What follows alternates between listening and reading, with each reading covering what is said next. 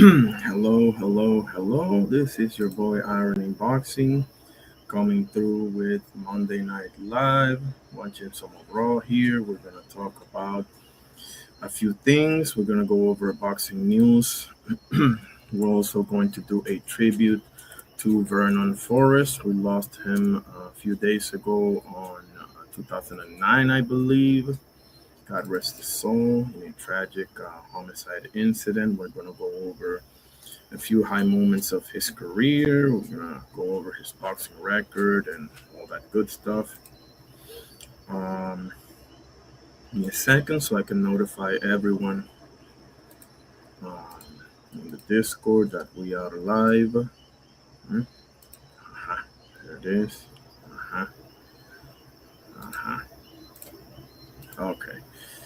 Okay, let's get to the good stuff now. First things first. In the name of the Father, Son, Holy Spirit. Our Father, who art in heaven, hallowed be thy name. Thy kingdom come, thy will be done on earth as it is in heaven. Give us this day our daily bread, and forgive us our trespasses, as we forgive those who trespass against us. And lead us not into temptation, but deliver us from evil. For thine is the kingdom, and the power, and the glory, forever and ever. Amen. In the Father, Son, Holy Spirit. Thank you, God, for everything. All right, let's get going, shall we? First and foremost, the survey question of today is, who do you think Team Sue should fight next? So I have three options. The fourth one is if somebody else put it in the chat.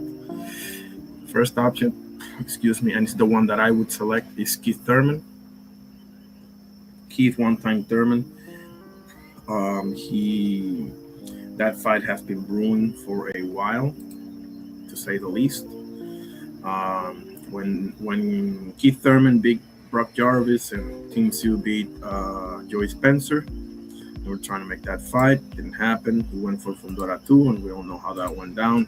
And, well, they both fought Fundora. Team Sue twice, Keith once, result being the same. L for all two of them, so let's get to it. Let me share my screen because I'm going to show you something that Oscar de la Hoya just said. 1 second. Actually, I should put up the banner. Okay, so I'm not monetized. This is educational purposes only, okay? Just in case. But here it is, just in case. Okay, so let me start with a little bit of some current events here, and then we'll move on. We'll jump back and forth between Andruw Jones and Vernon Forrest and current events. Of course, we're going to do a weekend recap as well. I want to know what y'all thought about the fights. Which fights do you enjoy the most? And so on and so forth. Here we go. De La Hoya. Hey, what's up, guys? I am waiting patiently for Tim Tszyu versus Errol Spence. Obviously, Boots Ennis is top priority for Vergil Ortiz. That's what we're shooting for. But imagine this. No, you're not. What if Errol Spence wins tonight? Huge showdown in Dallas Cowboys Stadium. Or if Tim Tszyu wins, huge showdown at T-Mobile Arena in Las Vegas with Vergil Ortiz. Give me your thoughts. Hey, what's up? I'll give you my thoughts. How about none of the above? How about Team Tszyu goes and fights Keith Thurman or Sander or Bakram 2 or whoever, because he's at 160 now, I think. And how about Boots unifies, and how about Vergil go sit at the kids' table? How about that, huh? There are my thoughts, buddy. Let's see. Raymond Murataya. Let's see some of this, and then I'll get to Andruw Jones. And then we'll get to Vernon Forrest, of course.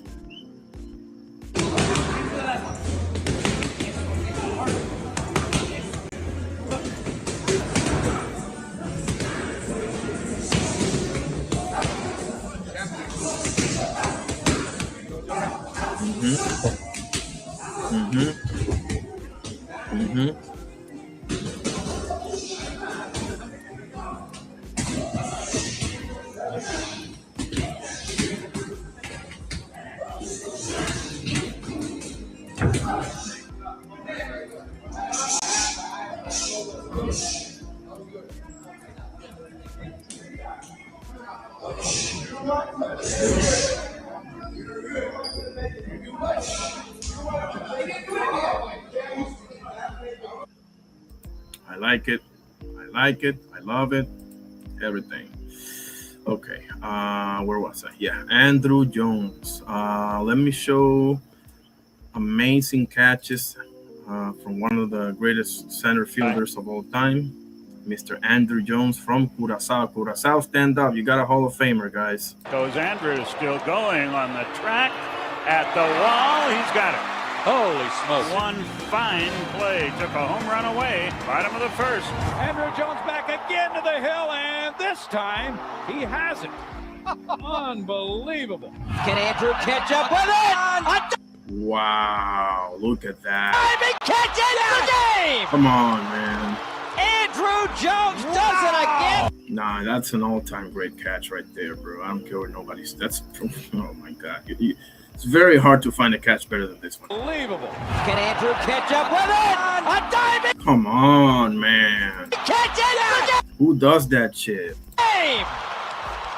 Andruw Jones does it again! At the wall, up the wall. He made the catch. What a play. I don't know what you're supposed to say about this kind of play because you've never seen it before. Eat your heart out, Willie Mays. Back goes. Eat your heart out, Willie Mays. Let's see. Oh, Mike Tomlin was there in the induction ceremony. He said a few words. Here it is. Mike Tomlin, the Pittsburgh Steelers coach extraordinaire. I think he has at least one Super Bowl ring, but nevertheless, a hell of a coach. With the Braves shirt on, okay, looking good with the shades, the hat. This whole thing just works, man. Okay, 1 minute, okay. You're wearing the Braves jersey to support number 25. What's the story of your connection with Andruw Jones? Well, we've shared the same banking amenities over the years, man, and we've had an opportunity to spend some time together through that, and just had a really great opportunity to get to know him as a human, man, and great guy, fun times together, and so I had an opportunity, obviously being free this time of year, to come support him. We talked about it, I think, at the Masters, and I said, man, I'll be there, and so it's great to be here this weekend. What have you learned about Andrew's importance to Curaçao, what an ambassador he is, both for Atlanta, but certainly also his home island? You know, the interesting thing is just how well and natural he wears it. Certainly, I understand and appreciate, the shoulders and things that he has to bear, but he just does it in such a natural way, and he's so gracious with people and his time and space, and that's why he's so fun to be around and support. How much do you find, Coach, that you're... Love it. Okay, Vernon Forrest. Where did I put that thing? Vernon Forrest.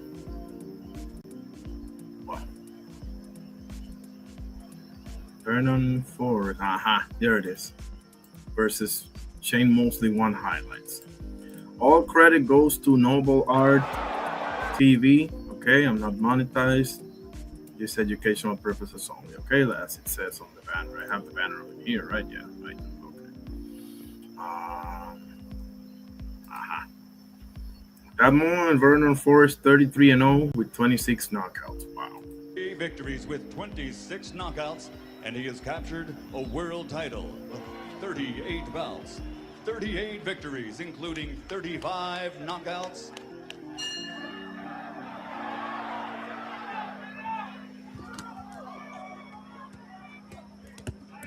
Ooh. Okay.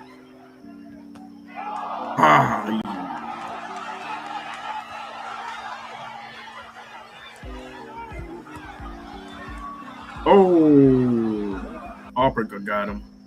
4, 5, 6, 7, 8. How you feel, kid?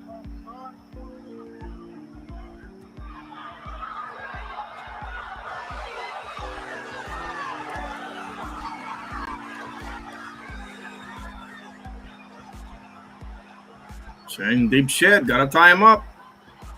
Tie him up.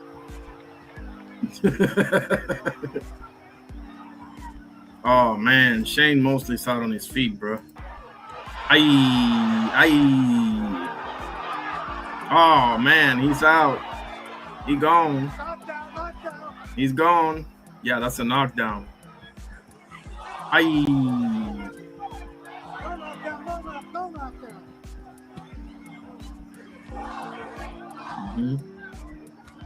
Ooh.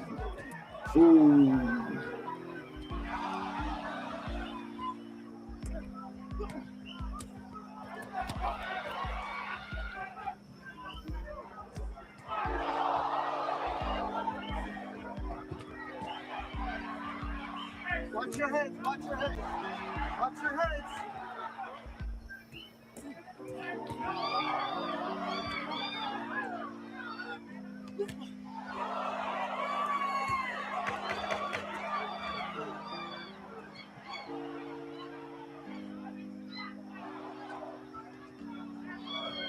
Get back to them. Okay. Let me jump back and forth just in case.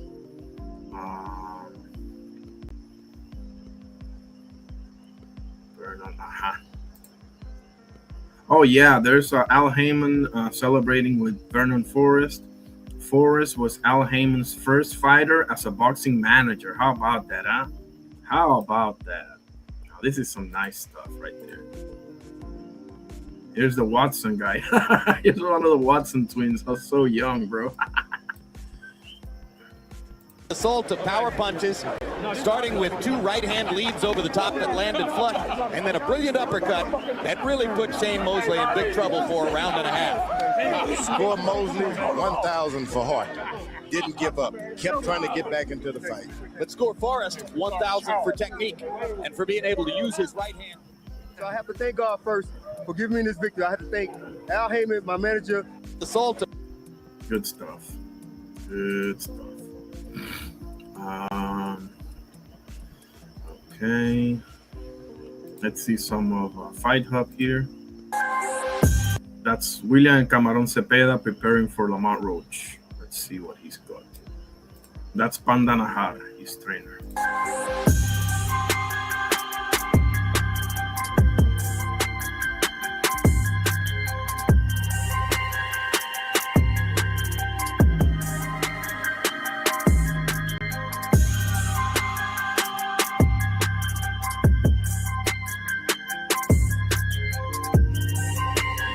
By the way, Jacob Fatu and Ruiz Keys are in the ring about to beat the shit out of each other.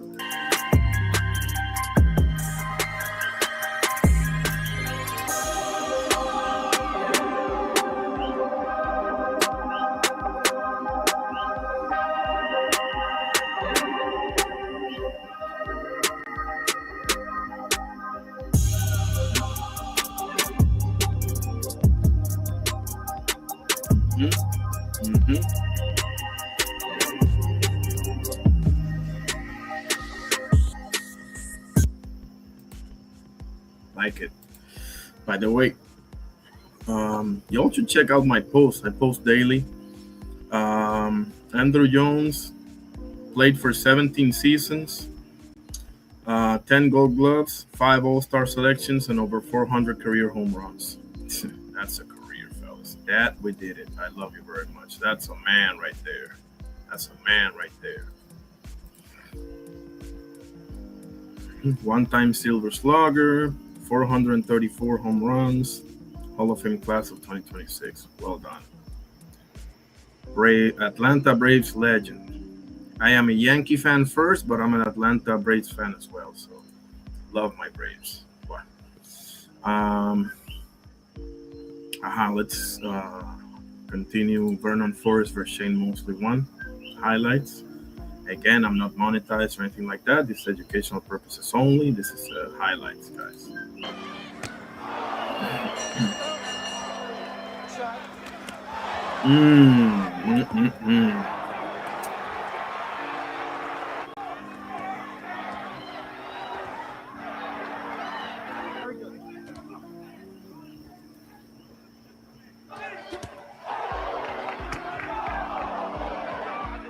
You see a performance like this and you're like, no way this guy lost to Mayorga twice, but Boxing has those things, man. That's why boxing is so great, really.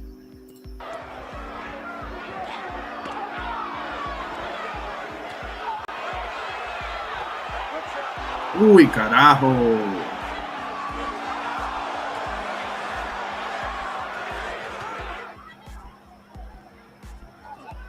Oh man, he's out on. That should have been a knockdown. He went into the ropes, but I don't know, maybe not.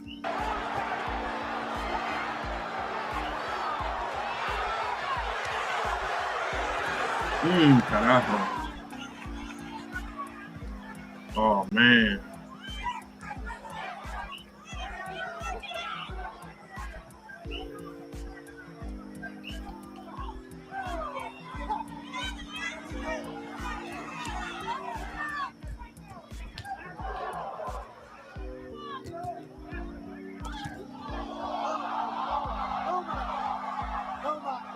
Slip on the way. No.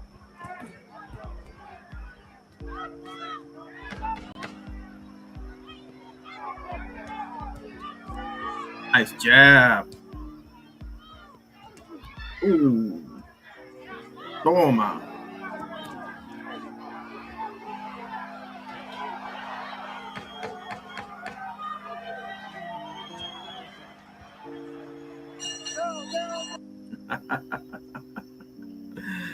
Man.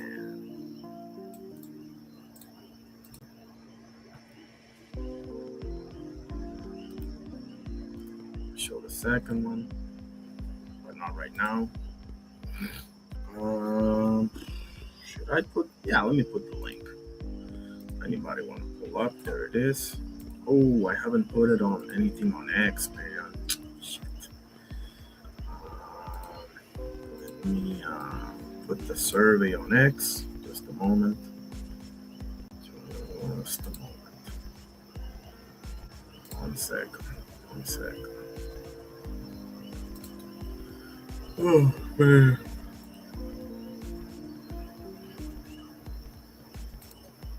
Link if anybody wanna pull up. We talk about anything up in here, okay? Uy, carajo. That was the let me put the survey first. Survey.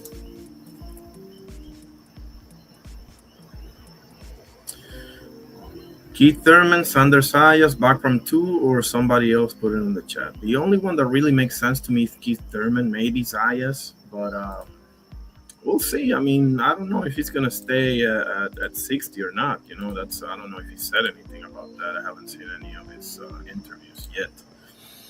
There's the link from people on X. If anybody want to pull up, oh, and let me put my channel up in there too.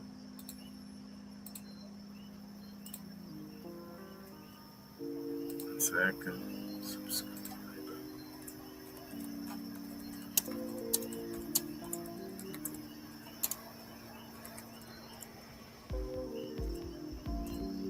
Okay. Okay.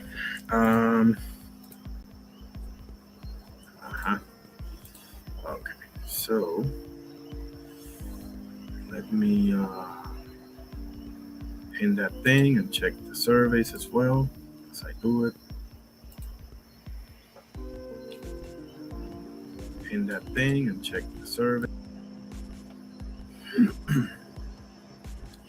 So we got 2 votes, one for Keith Thurman and one for Sander Sayas. I love it. Oh, oh, and I should go to the Discord. I post daily over there for news and, oh man, you name it. Legendary boxing fights, highlights, you name it. Do we have any votes on the vertical? 2 votes, both for Sander. Okay, people want to see Team Sue and Sander. I love it. That fight might be interesting. We'll see if Sander moves up. I haven't heard that he's moving up. I think he should move up, you know, but I don't know if he feels like he has a couple fights left at 54. You know, why not? You know? But we'll see. You know, why not? I just feel like making weight is killing him, but that's just me. Okay, so no, that's not it. This is it. Boots talking to Josh Kelly and Fundora via YSM Sports Media. Shout out to YSM Sports Media for sure. They cover boxing. They go to the events and everything. What is your message to all the other title holders that are avoiding fighting you? My message to them is keep my belts warm for right now. I will be coming to collect them very soon. And what would it mean for the city of Philadelphia to host one of your major title fights coming up? You said what would it mean? Yeah. To host? Yeah. It would mean a lot. It would mean a lot. But right now I feel like we need to expand. And go to different places. And, I would say maybe Atlanta next. I want to get a bigger fan base. I love Philly. I love fighting Philly. I've fought there 3 times recently, so I don't want to keep doing that in a row. I don't want to burn it out. Yeah, smart. Yep. Expand your fan base, and Philly's a fighting town, man. They got legends up the wazoo, so he'll come back to Philly, but he'll probably have to go to the UK for Josh Kelly. I mean, that's okay. People have to go places sometimes. Bud Crawford had to go to Scotland for Ricky Burns. Devin Haney had to go to Australia for Cambosos, and it's a good thing. It's not a bad thing. It's a good thing. Go over there, make some extra fans, grow your brand, grow your name. And Philly's going to be there, bro. Like he said, he fought 3 times there recently, including the Wisma Lima fight, which was his last fight before Sanders. So he'll be fine. Oh, yeah. Here's De La Hoya responding to Canelo comment on Ryan Garcia and David Benavidez don't truly represent Mexican boxing. Shots fired. Shots fired. We had Canelo out on Ariel Helwani. It's a huge channel, so let me make sure that Jay Gibson, how you doing, brother man? How you doing? God bless. He says Boots versus you. Ooh, okay. At 54, right? Or are you saying that Boots should go to 60? Because I don't mind it. I don't think I don't mind it. I didn't have that one on my bingo card, but I don't mind it. I don't really mind it. I just think that 54, yeah, of course. Yeah, that's the right answer, in my opinion. Yeah. If because the thing is that Josh Kelly's gonna take a minute to heal from all that, And Fundora, what is Fundora doing again? He's fighting Hadribia, whatever it is, his name. Excuse me, right? With all due respect. So they're both busy. So yeah, why not? Why not? Let's strike while the iron is hot. If he needs to get one in between, let Virgil or Virgin, Virgin, Virgin, sit at the kids' table, because he is a virgin when it comes to belts. I don't know what about that other stuff, but he's definitely a virgin when it comes to belts. So I said it before, and I'll say it again. Virgil, if he's serious to make a run, he needs to fight either Bakram or Abbas Barrow. You gotta fight a former champion. You gotta fight somebody serious, not a beaten up, washed up Erickson Lubin. Okay. I understand that he has a win over Madrimov. I thought it was a draw, but that's just me. And the Boychuk fight, don't even get me started on that one, but it was a hell of a fight nevertheless. So it's been out for a minute. Virgil needs to fight one of them too. If he gets the Team Sue fight, it is what it is. So that's not a bad fight either. But I like it. I like Boots versus Team Sue, bro. I do like it. I didn't even think about it, but now that you say it, Jay Gibson, I like it. This is De La Hoya responding to Canelo saying that Ryan Garcia and David Benavidez don't truly represent Mexican boxing. Here we go. that was said on my show on Wednesday. We had Canelo Alvarez in studio, and I asked him about the likes of Ryan Garcia and the likes of David Benavidez, about sort of taking that baton as the next face of Mexican boxing. And he was quick to tell me, like, they're Mexican American. There's a difference. The Mexican public doesn't necessarily like get attracted to those guys because they're not technically one of their own. Is that a fair thing in your opinion? You've been in this position before. Is that fair or is that unfair to those guys? I mean, on one end, I understand where Kaleno's coming from, but on the other end, I really don't, because you don't get to pick where you're born, you know? So if you represent a country, I mean, that's just me though, but let's see what Oscar says, because this one hits home for him. No, it's unfair to those guys. I mean, look at what I did. And I wasn't born in Mexico. I was of Mexican descent, just like Ryan Garcia, but it's not, yeah, it wasn't fair to say, because if you're a great fighter inside the ring and you have respect towards Mexico and the fighting style and the fighters, and you're all about that, and born here in the US, you're going to capture both markets. You're going to capture the hearts of millions and millions of people. So yeah, that was an incorrect statement to make. Who do you think is the next one to carry that flag? Obviously, Ryan is fighting on September 12th, and that's historically been a huge spot, right? Mexican Independence Day weekend. Do you think, is he the guy? Because he said last week he feels like people get mad at him, they get on him, you don't speak Spanish, you're not one of our own. Like, can he truly be that guy, in your opinion? Yeah, if he wants to. Absolutely. It's all. I mean, that's like me saying I'm Chinese and I can't speak a word of Chinese. Like, I don't know, something wrong with that picture, but let's see. It's all about performance inside the ring. It's all about winning world titles. It's all about who you fight. And you obviously have to make the effort and speak the language. You have to care. Yeah. Can he be the one? Absolutely. It's up to him. But I truly feel that the one is still probably about 16 to 17 years old right now. Oh, do you know who that is? Do you have someone in mind? I have one kid who can be the guy. His name is Dylan Capetillo, who was born in Las Vegas. Kid who's going for 3-0, 3 knockouts.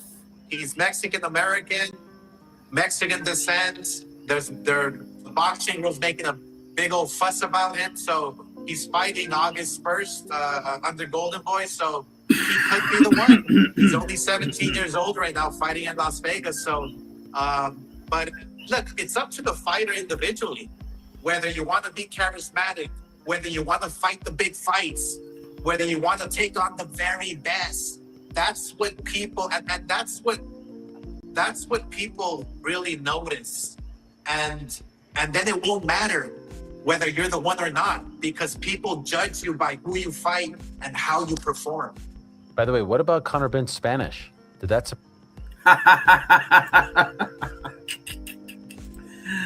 Oh man. Fire. Yes, sir. Oh man. What else we got? We got a lot of stuff. Oh man, this is awesome. Listen to the man. This is Errol Spence, and this is great stuff from Rolly too. I'm gonna play both. First, Errol Spence. Listen to this, because this is amazing stuff.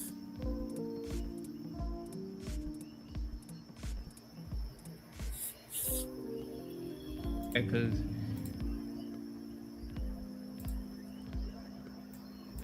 like I came back because, you know, we in an era where people are scared to fail. We're in an era where everything's on social media, everything's getting recorded. You know, people are scared to jump out and do things and dare to do stuff because they're scared that it's gonna get posted, people laugh at you and things like that. But the same people who laugh and make funny jokes on social media and stuff never really done anything with their life. Amen, bro. Man. Thank you, Errol. Thank you.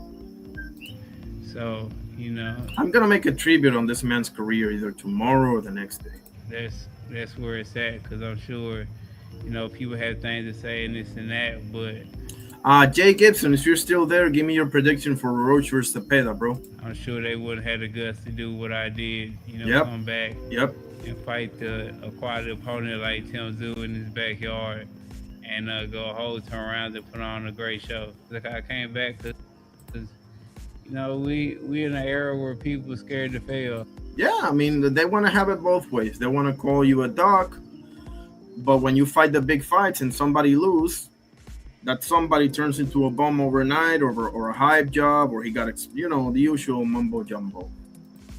How do you expect people to want to make the big fights then? Like, you can't have shit both ways. It don't work that way, people, for God's sakes.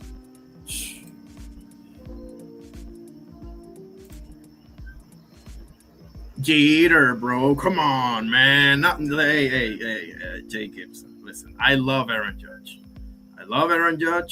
I'm a Yankee fan through and through. I'm a Yankees fan through and through. That's my number one team. I do like the Braves and the Diamondbacks and the Rangers, but the Yankees is my team. Derek Jeter, unless you want to bring up Joe DiMaggio or Yogi Berra, maybe Mariano Rivera, but not really. He's the best closer of all time. But number two, nah, bro. Number two is one of a kind, man. Not a bad question. They play different precision, but I see where you're coming from.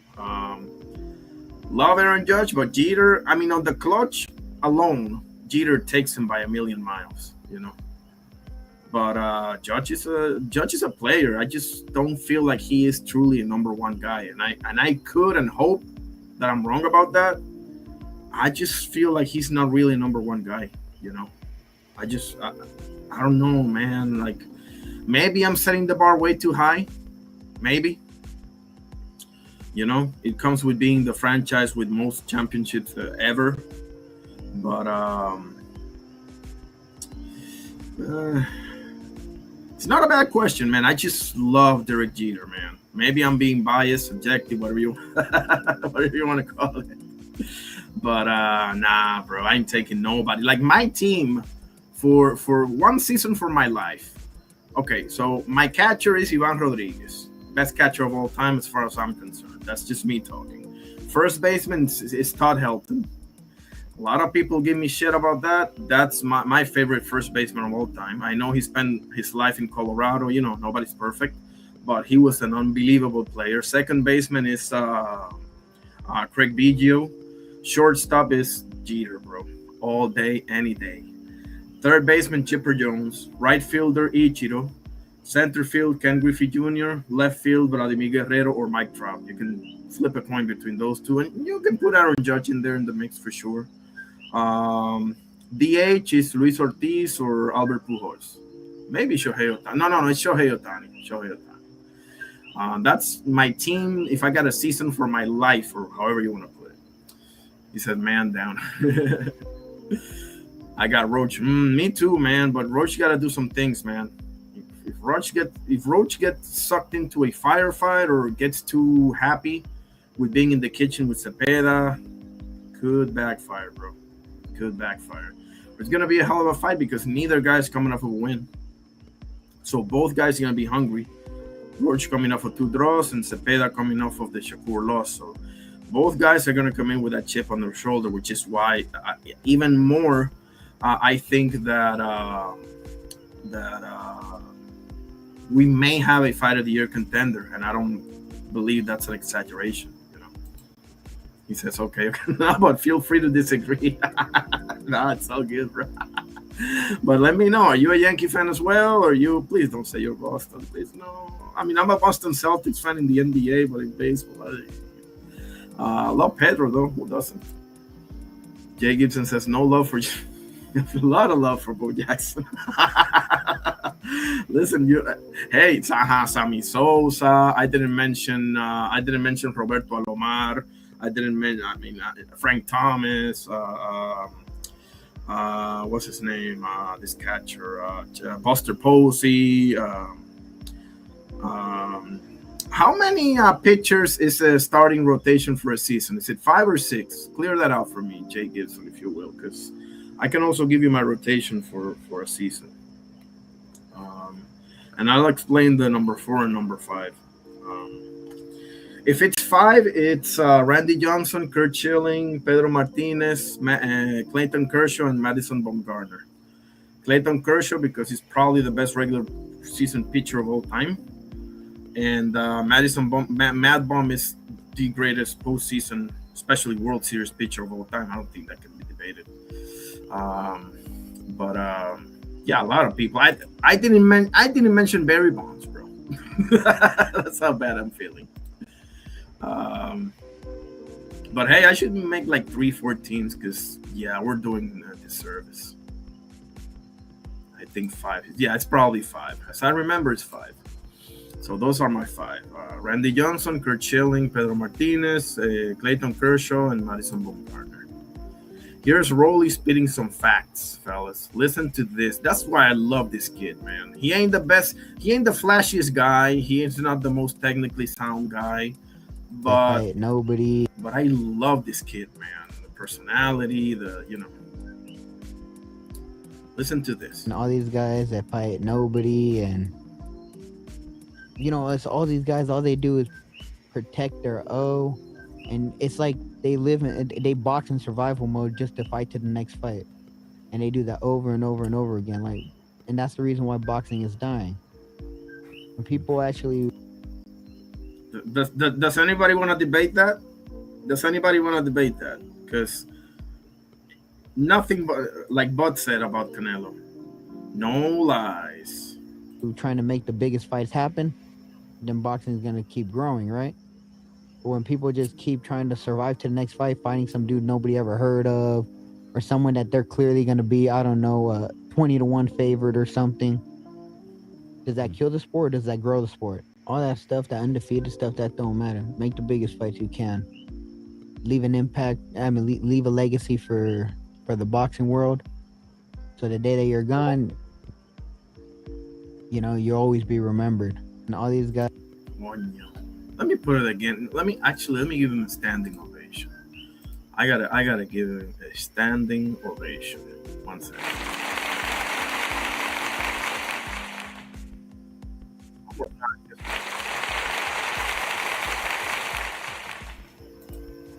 Jay Gibson says, on Shushu, I like the kid, supremely talented. I don't think he should fight Espinosa right away. I know he was in trouble with Palacio. That happens when you step up in competition. It's not going to be one-way traffic all the time. I like how he puts punches together. He does make mistakes still that top-level opponents, that you can see top-level opponents, taking advantage of. So that's part of the reason why I don't want him fighting Espinosa or, Espinosa right now. I would get Figueroa or Angelo Leo first.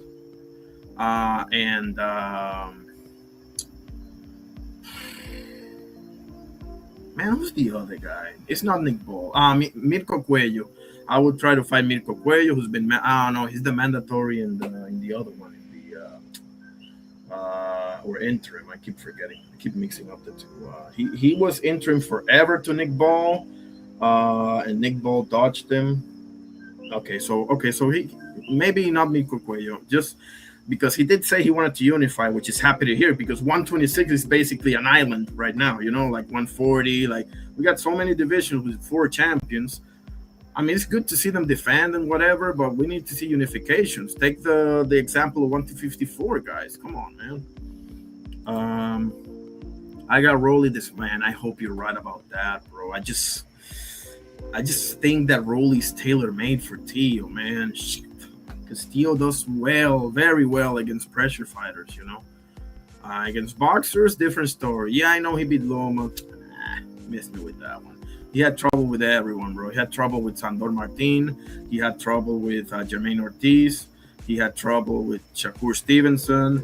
And I'm forgetting 1 or 2 of them as well. So Tio can really fight when the other opponent likes to initiate. If Tio initiates, not so much. He's out of his element. That's just my opinion. He is athletic. He is explosive. He is dangerous. But Shohei Ohtani, the GOAT, man. Like, I don't like the Dodgers. I don't. But man, you gotta tip your hat off, to these folks. Like, Nah, man. Shohei Ohtani is one of a kind. They call him the modern day Babe Ruth. I mean, yeah, but in the end, that's going to be an understatement. He's already the first Japanese born player to reach 300. What is it? Hits or I posted this. Give me a second. He's already the MLB baseball news. Oh, Alex Rodriguez just turned 51 years old, by the way. A-Rod. I never really liked the A-Rod of New York. I felt like the Rangers and especially the Seattle A-Rod was 10 times better, but that's just me. The Dodge. Oh no, that's the SP. But Homer. No, that's not it.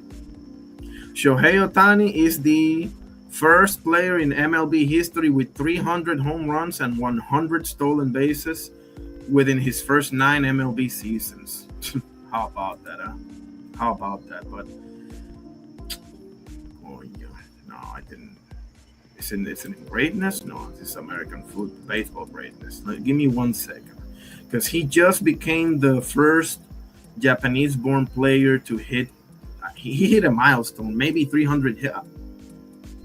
The top, no, that's not it. Shohei Ohtani is putting together an elite season. 0.74 ERA. Are you joking right now? Holy shit. No, maybe I didn't post shit. Excuse me. I swear to you, bro, I thought I did, but apparently I didn't. I did post it on the general. It was gonna take me a while to look up, but yeah, he just became like a couple of weeks ago, like the first Japanese-born player to hit 300 something hits. So he hit a milestone that not even Ichiro could hit. So, or Hideki Matsui, or this sucks. I also posted it, but it was a while back too. That was like last week or something like that. See if I can find that thing. Check out my posts, people. I post daily. Pernell Whitaker beats Paulie Diaz on July 27, 1991. I mostly post about what happened on this day. Birthdays, if somebody passed away, a great fight happened, boxing, UFC. Obviously, my main focus is boxing, but I do, wrestling, NBA. The other day, I posted the birthday. Karl Malone was born on July 24, 1963. Happy birthday. I post pictures and everything. Like Shawn Michaels was born on July 22nd, 65, so on and so forth. But I don't know. I'll look that up for you and I'll get back to you, Jay Gibson, because I do see you on other panels a lot. But I think he's the GOAT. I was thinking Mike Trout might be the GOAT. Of course, he gets hurt all the time, so that's out of the picture. But Shohei Ohtani, bro, nah, bro. It's from another planet, bro. That boy's from another planet. What else we got? Let's see. The Jet. Oh, shit. Too far back.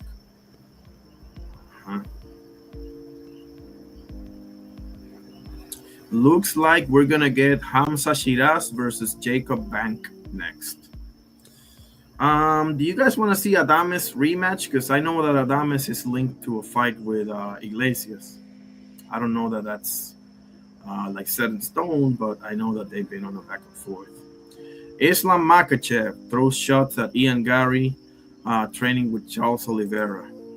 Charles is going to teach him how to tap fast.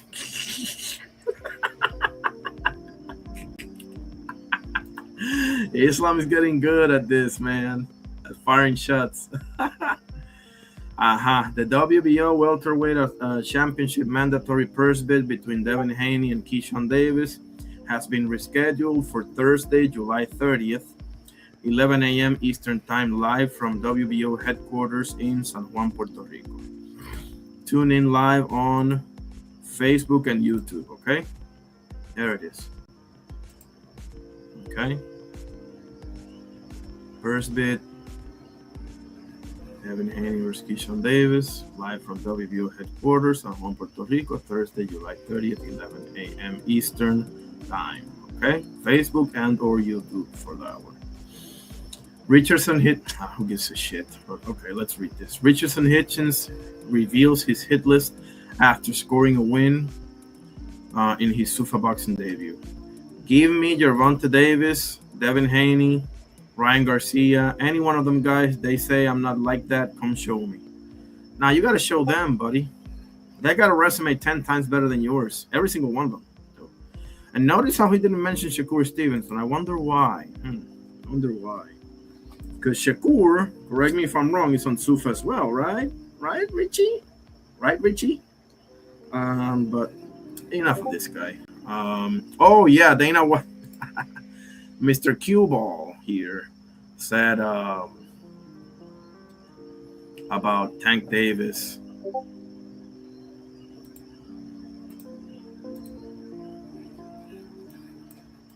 Okay, being that you signed Shakur, probably the biggest star, the biggest fight in boxing probably would be Shakur Stevenson and Gervonta Davis. How confident are you that you can make that fight happen?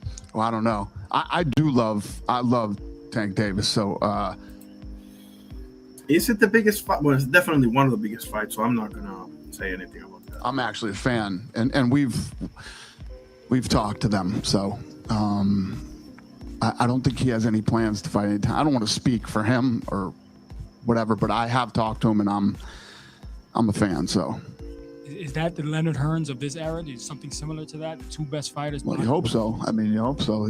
We can make these fights, and you can only hope that we knew tonight's main event was going to be good, but you don't know until it plays out. But yeah, I'm looking to make all the big fights that are out there. Okay,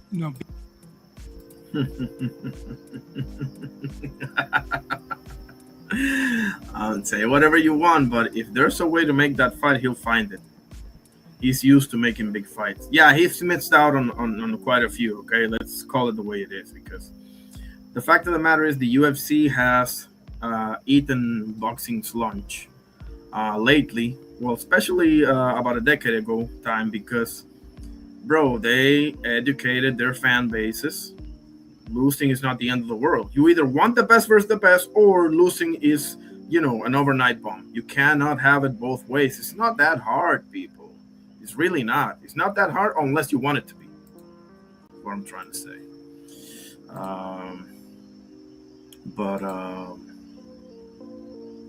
Official card for night 1 of SummerSlam. We got CM Pink, as I call him, because he ain't CM Punk. He's CM Pink versus Cody Rhodes. Can't stand either one of them. Punk whooped that ass, because Punk at least is a real legend. Oba versus Brock. Man, what can you say? 2 sharks. Love it. I love it. Actually, I would like to see Brock versus Gunther, but we're probably not going to get that one. Liv Morgan versus Io Sky. 2 great female wrestlers. Gunther versus Nick Aldis. The Usos and Jacob Fatu versus Royce Keys was Powerhouse Hobbs back in AEW. Now he's Royce Keys with LA Knight and Solo Sikoa. Okay, 3 versus 3. And Fatal Influence versus Nikki, Brie, and Paige. Wow. Okay, Saturday, August 1. Next night, obviously, is Roman Seth and all that good stuff. Wow. Oh man, look at this! Look at this from Errol Spence, bro. Man, this is man. God bless him, man. That's all I gotta say. Body's okay, okay? And body's okay, okay? Okay, good. That is okay. Now you can concentrate on your family, your kids. Hold on, what the hell happened? 1 second. Okay. And body's okay, okay? Okay, good. That is okay. Now you can concentrate on your family, your kids, whatever they want to do. Hey, whatever they want to do, then you have to support them. Let them live their life and be who they want to be. And that's the most important thing right now is you being happy, man, taking care of your family. You know how to take care of your family, man. Oh, yeah. So your family is proud of you. Yeah, I'm not gonna let them be what they want to be. But... No.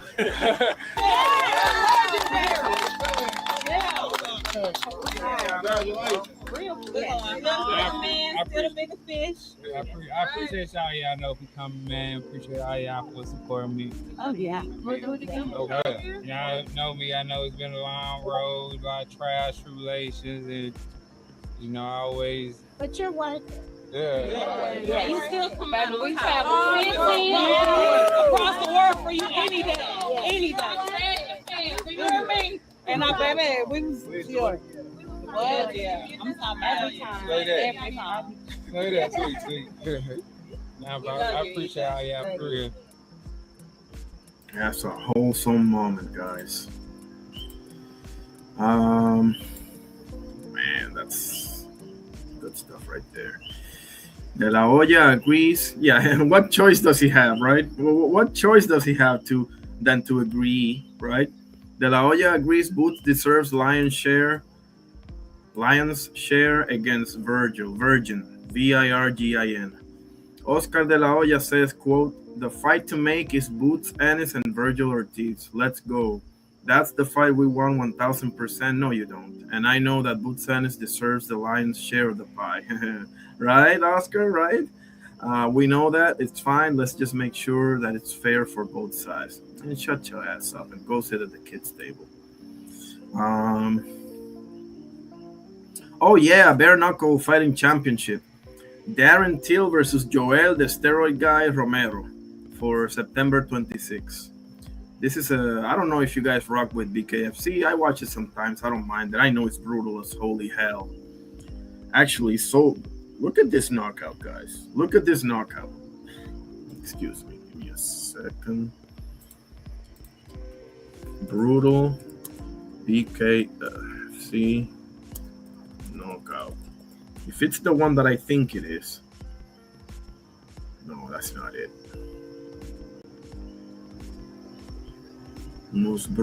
This one. Jesus Christ, bro. Watch this, guys. Where's the stinking volume here?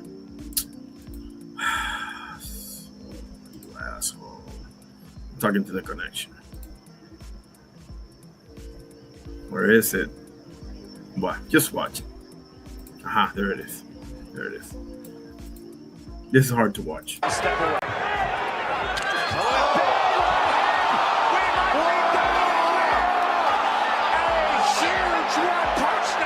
He's dead, fellas. Win for Kate Thompson Jr. Just caught him with that huge punch. You cannot trade. You cannot take hard shots.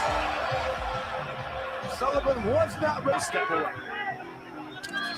Woo! He's done. And thank God he fell into the ropes.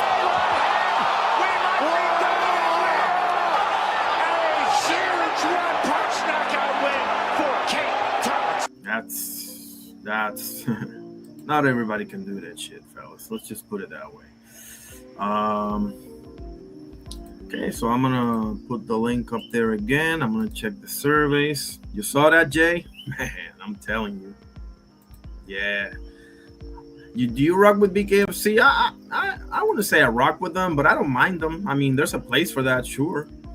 You know, like it's happy to see that they have another opportunity, you know, to become somebody, maybe get a belt. Like Austin Trout, bro. Austin Trout, yeah, he got knocked out in his last fight, but he was riding a 3-4 fight winning streak in BKFC, man, including beating Carlos Palomino, who was considered the GOAT. Well, the real GOAT is Lorenzo the Juggernaut Hunt. Let's be real here. Like Lorenzo Hunt versus Mike Richman is one of the greatest things I've ever seen in my life. Not fights, things. Lorenzo Hunt. Comeback versus See if I can Look at that, bro. This is oh my god, what a fight. And Mike Richman is a stud, bro. He's fought for the title. I don't know that he's won it, but he's fought for the title at least 3 times. Came real close against Mondale, but okay, here we go. Richman to the inside and get to the body with the right hook. That body work you talked about. Still using it. Body in the entry. The body work opens up the head. Lorenzo Hunt is hurt already. Richman again to the body. Left hook. Counter right hook from Lorenzo Hunt. Big swings from both fighters. Trying to initiate the clinch. There's the left hand in the. Richman again. Coming angles, coming distance. More body work down from Mike Richman. Like Mac Richmond is whipping his ass, as you can see, but keep watching and don't blink. Blocking that body right now. The hook's gonna be open. There it is. Down goes Lorenzo Hart. That body work's doing exactly what it's supposed to do right now. I'm gonna see you taking the full mandatory from referee Andruw. Don't blink. Let's see if Richmond jumps all over and goes to the end right now. Dead, bro. Dead on the ground.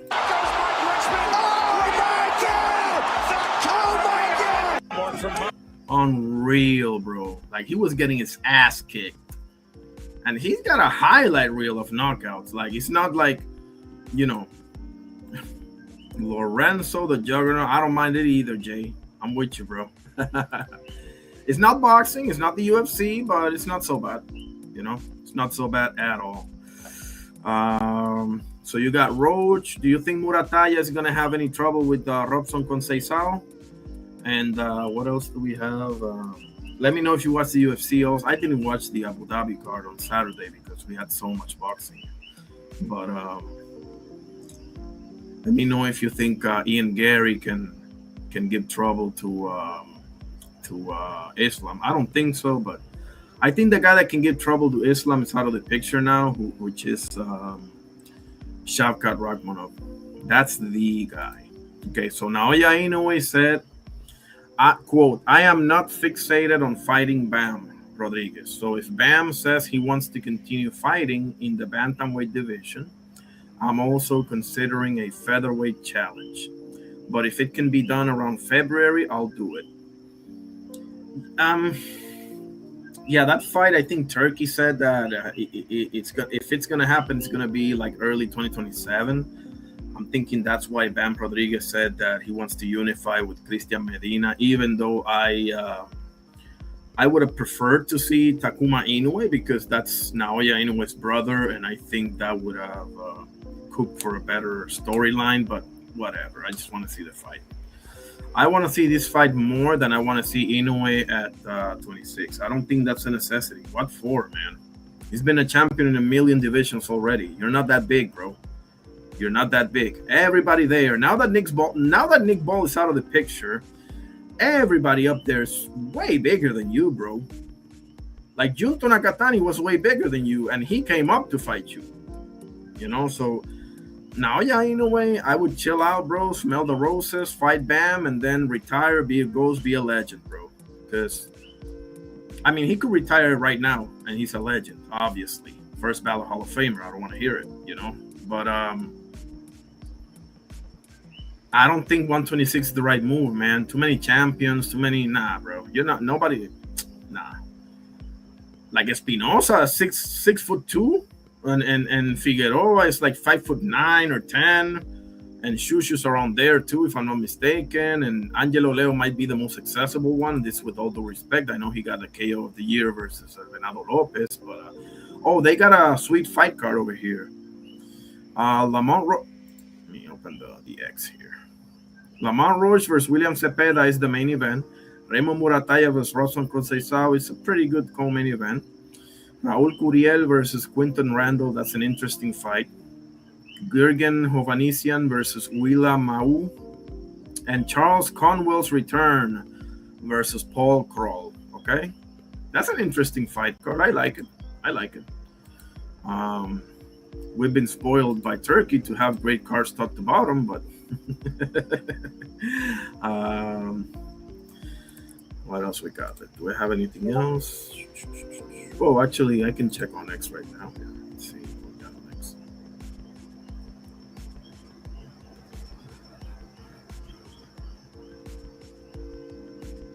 Kyrie Irving is 100% recovered from his ACL tear and is fully entrenched in the Mavericks' plans this offseason, Shan say. Okay.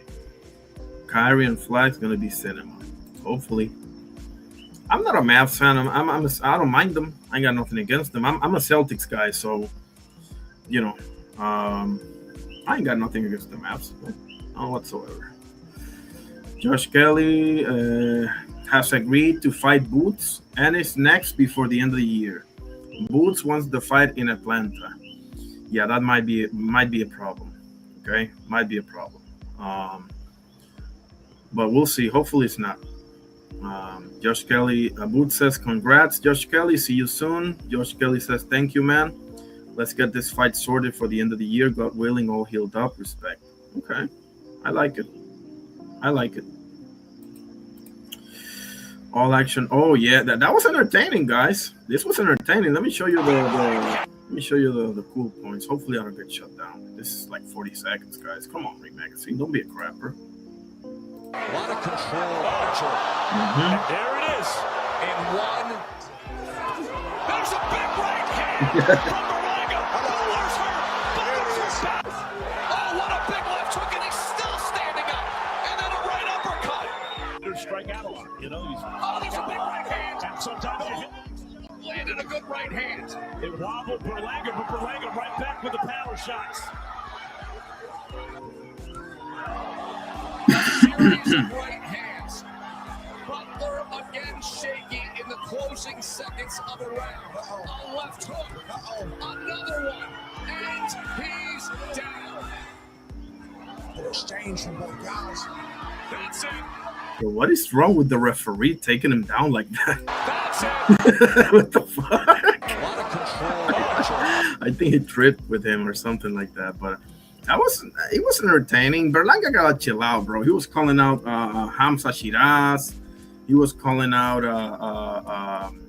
I wouldn't fuck with Hamza Shiraz, bro. You beat a guy with 5 losses that had 5 losses. And you guys know I don't feel that much about losses, bro. I look past that thing. But nevertheless, I gotta tell the truth. He had 5 losses.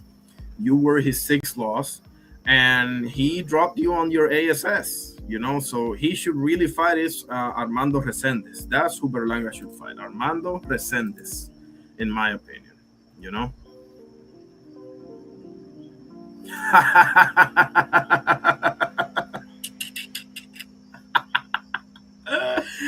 Jay, that ship has sailed, but he said we got to get you a new team.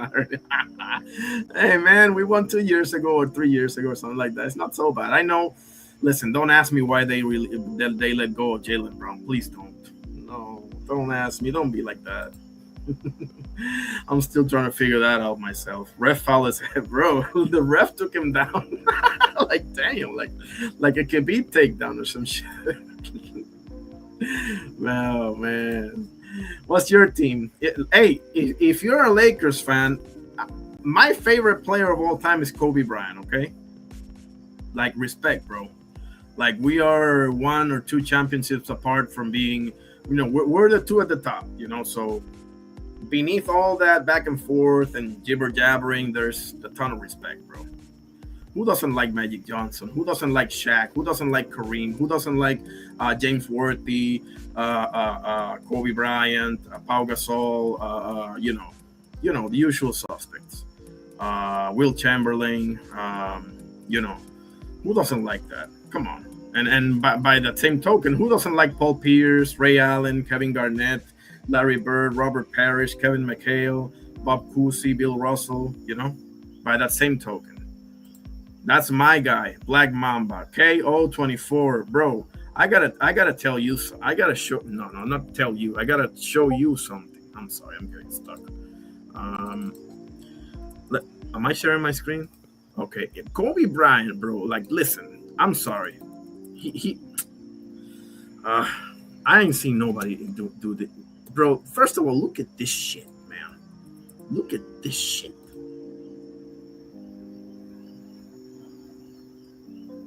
Come on, connection. There's the help. There's a little bit of help. Under 3 minutes to play. Shot clock is down to 5. Bryant goes to work. Bryant the drive.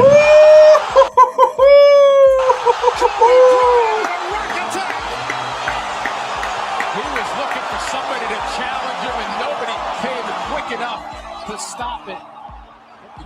Jesus Christ. That's a man. That's a man right there. Let me show that again because it's so nice. I got to see it twice. 10 to shoot. There's the help. There's a little bit of help.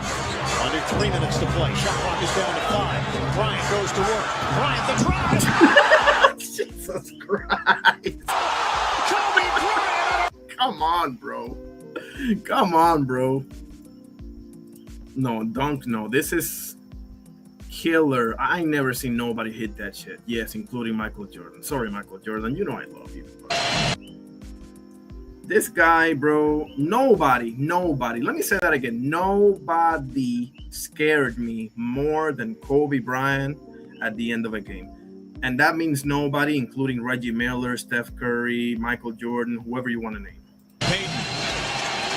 Bryant out top against Patterson. Kobe cannot get Patterson in the air. A while. How the fuck does that happen? Who does that shit from the three-point line? Who does that shit? That shit don't make no sense, bro. Double clutch, the guy right in front of him, shooting, falling to the side. Get the fuck out of here. And that's not even the best one. This is the worst right here.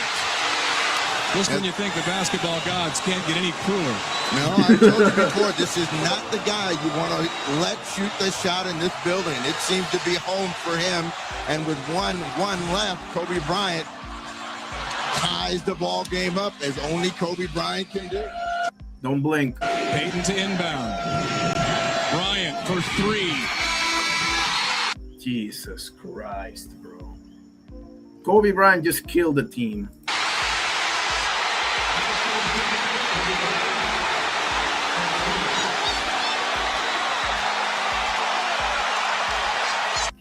God's sakes, bro. He just killed the team. Come on, bro. Well, you know what, Jay? You officially got somebody on your team. You got somebody on your team, and his name is Irony. Okay? He's the nobody scared me more than that man at the end of a game. Nobody. Give me MJ, bro. Because with MJ, it's probably going to be a two-pointer. Okay? And that's no disrespect whatsoever. But nah, bro. Kobe, no. Whatever. Put three guys on Kobe. I don't give a shit. Somebody else wide open. I don't care. Somebody else is going to have to make that shot. Shaq, Fisher, Wilt. Yeah. What's the name? Michael Cooper, Kurt Rambis. Andrew Bynum. He didn't last that long because of injuries. He had that dirty move against Barea, but he was a hell of a center. Who am I forgetting? No, not Rick Barry. Rick Barry wasn't on the Lakers. It'll come to me. Lamar Odom. There it is, Jay Gibson. That's the one who I'm forgetting. Lamar Odom.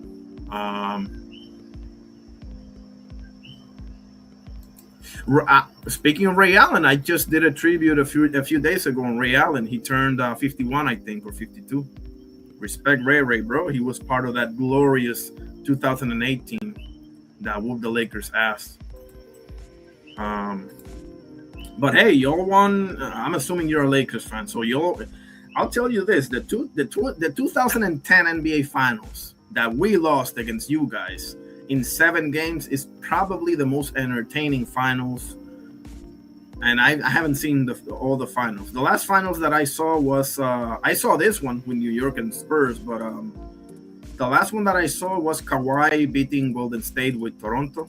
That was 2019 or something like that. So definitely got to catch up on basketball current events. But my goodness, what a player! Yeah, he had a way of. Oh man, this was a bad knockout. I don't know if you saw the Sufa, Jay Gibson, but this was a horrible knockout of Otto Wallin. This was right before the Hackett-Derevyanchenko fight. Educational purposes only, guys. Don't be a crapper, Sufa, please. This is 30 seconds. Vladislav Sirenko, nasty knockout of Otto Wallin. Sirenko looks like he's making that decision. Oh, and he scores a devastating knockdown.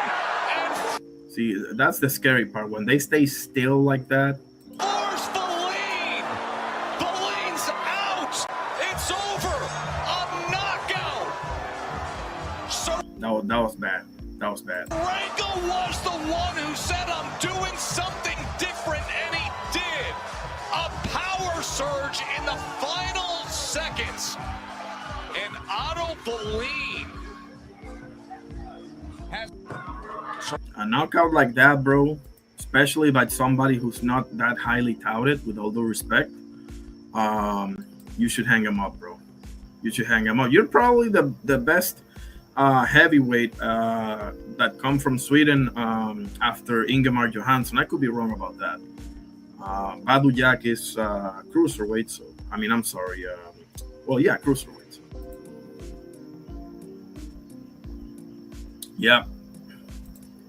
Oh, I don't like the Pistons either. I got some love for the Bad Boys. You know, that 04 team pissed me off. I mean, I see why. I see why. Yeah, because of that 04 team with Fear the Fro, Ben Wallace, and Roscoe, Rasheed Wallace, and Rip Hamilton, the Mask Man, and Big Shot, Mr. Big Shot, Chauncey Billups, and Tayshaun Prince, and Larry Brown as the coach. That was, oh my goodness, what a team that was. I don't particularly like them either, but I got some love for the Bad Boys, you know, even though they tried to injure Larry Bird a million times, but they were tough cookies, man, to say the least. Damn, Otto. Oh yeah, Otto Wallin, bro. Yep. They turned his TV completely off.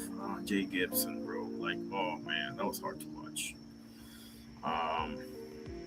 But he moved then, but he was out for a hot minute there, bro. Like man. And I didn't see the whole fight. I saw like the last couple of rounds, and then I came from a bathroom break, and all of a sudden I see Otto Wallin just sleeping, bro. Rasheed Wallace, Ben, Rick, Rip, Tayshaun, yeah. Yeah, that was one of those rare examples where a team wins it all without really, okay, I could be wrong about this, let me know if you disagree, maybe, but I don't think they had like a superstar. You know, they didn't have a you know, a LeBron, a Kobe, a Iverson, a you know, fill in the blank, right? A Tim Duncan, a Shaq.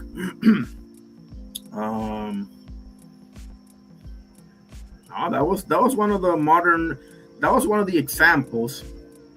And I know they won only one title, but that was an unbelievable team, man. They lost in 7 games in a chess match of a finals against the Spurs the next year, in which Manu Ginobili just made it rain out there.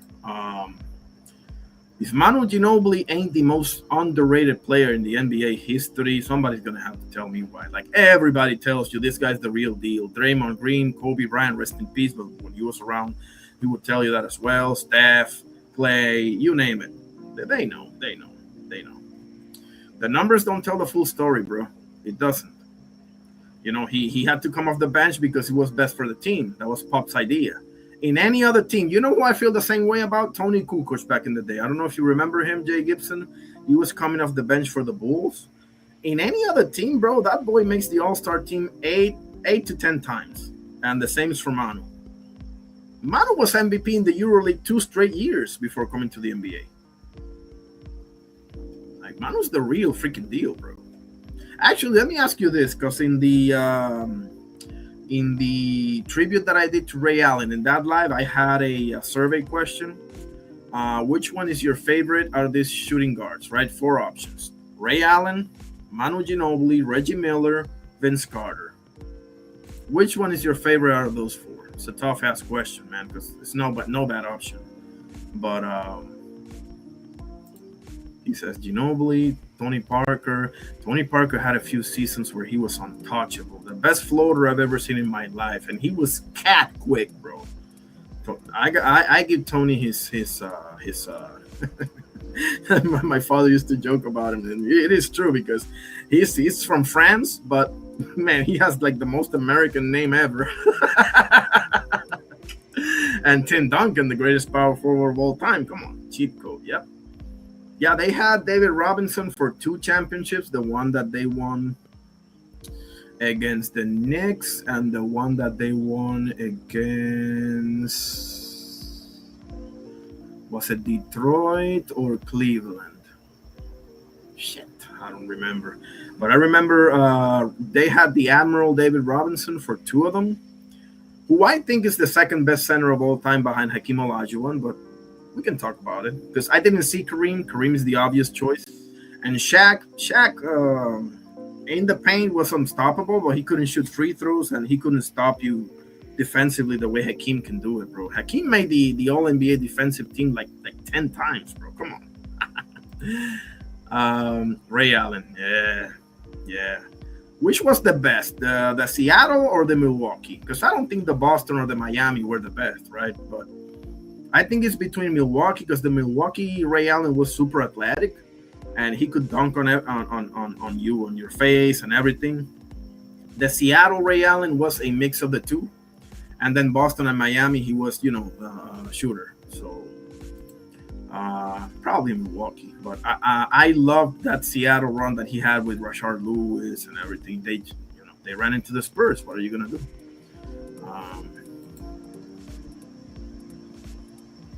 Got Berlanga versus Sky's the Limit. Oh, yeah. Highlights from ring ambassador Reito Sutsumi. Second round KO victory in Jeddah. That was in the AJ undercard. Body attacks from Sutsumi and an uppercut on the inside. Good work from the man from Japan. And he's caught him here. And Herrera's needs to foul, but he's got down. 50 seconds left in the round. And real hand speed and angles. And this is panic stations for the Mexican team. They're all down again, touch glove. Now for in front of him, too young, too fresh and too classy, but he's brave around trying to fight back. Look how DG as well, Sutsumi with the punchy belt. You talk about punching inside your body, ring. Left hand now for the third time, waved off. Sutsumi does it again. Body. Sutsumi, man, I think I think there are 2 or 3 brothers like Kameda and Inoue. Hayato. This is Reito Sutsumi, there's a Hayato Sutsumi, and there's a Seiya Sutsumi. I think one of those is not related, but 2 of them are brothers or something like that. Japanese, man, they bow their heads, they say hi or arigato or all that, but they fuck with them and you'll find out, bro. They got that samurai spirit, bro. The Book of 5 Rings, The Art of War, the Yakuzas, they ain't nothing to play with, bro. Make no mistake about it. Damn, Otto. Yeah, bro. He gave Fury a tough fight. He had that loss against Chisora and that bad loss against AJ. He couldn't get over the hump, man. Couldn't get over the hump. Pretty solid B- to C+ fighter. Nothing wrong with that. Especially if you're from Sweden. Sweden doesn't have that many. Ingemar Johansson had a legendary rivalry with Floyd Patterson. Badu Jack did a lot of great things. He had a great fight against James DeGale.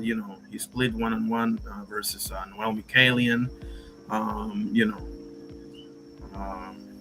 I can't remember much. I'm sure there's more, but I can't remember them right now. But he can have a solid life over in Sweden, teaching people how to box, or maybe he studied something. I don't know. But I don't think he should fight anymore because I don't know a lot about this guy, Vladislav Sirenko, but Sirenko, excuse me. But he ain't. Heavyweight is a deep division, man. Like, okay, there may not be a ton of future Hall of Famers, but there's a whole bunch of guys that can fight, bro. Like, there's a whole bunch of B- to B+, somewhere down there type of fighters. So, minor upset in New York as veteran Hector Andres Sosa scores a knockdown on the way to a 79-72, 78-73, 77-73 UD over 8 rounds over the previously unbeaten Dominic Francis. Okay, let me put that, and then I'm going to go to the bathroom real quick.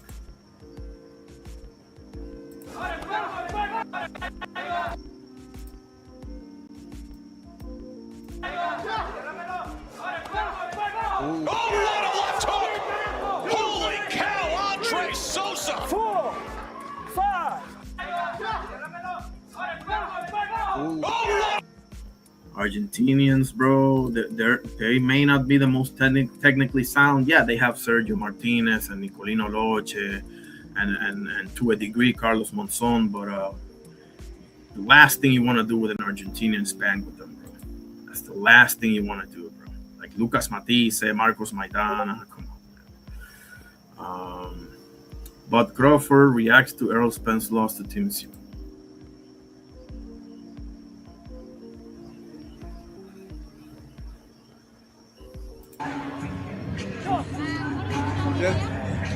Just they have it. From the jump, you can tell that his balance was off. He was reaching. You know, just they have it tonight. You know, do you think it was a layoff? Do you think it was a combination of things? Like, what do you think? All of it. All of it? Yeah. He didn't take the punches well. He was slow. Like, you could just tell that Tim was more fresher. Was it hard for you to watch? Kind of. You know, I really wanted him to do real well. He did what he had to do to finish the fight, though. Do you think?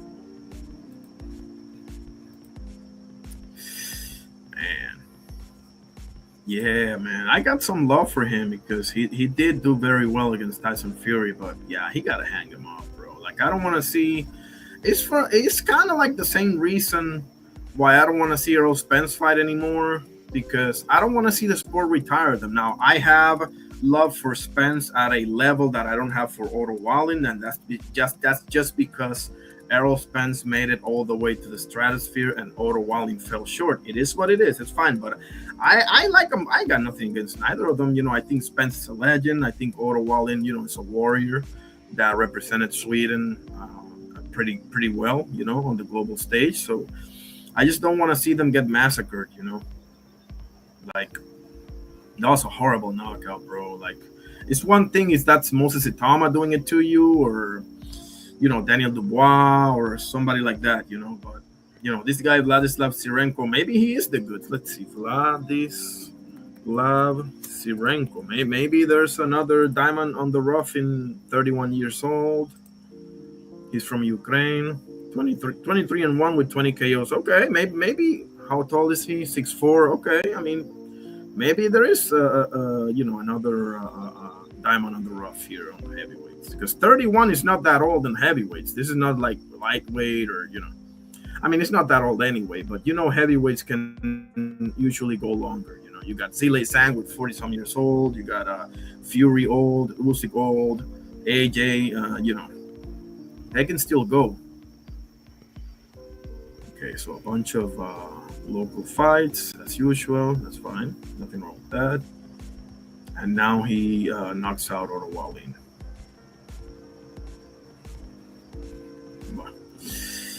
Let's see. He definitely made a case for. I don't know who can he fight in super heavyweight, but we'll see. We'll see. Somebody give this man a plate to see if he's for real or not. Maybe Guido Vianello, maybe Lenier Perrault, maybe he can be Richard Torres' comeback fight, you know? Yeah. Richard Torres recovering from that one-round massacre knockout he suffered against Frank Sanchez. I'm just thinking off the top of my head now. I haven't looked at rankings or anything like that. But maybe this guy is the goods. Maybe in hindsight, it ends up being not so bad of a loss. You know? I'll be right back, fellas. Give me 5 to 10 minutes. I gotta make a call, and I also gotta go to the bathroom real quick, but I will be back. What did the Terminator say? I'll be back. Okay? I'll leave you with this nice picture of the Viper. Oh yeah, Luis Ortiz. Yeah. I think King Kong Ortiz is still in the rankings. He's still hovering around somewhere. Maybe that's a good fight for him too. Be right back, fellas.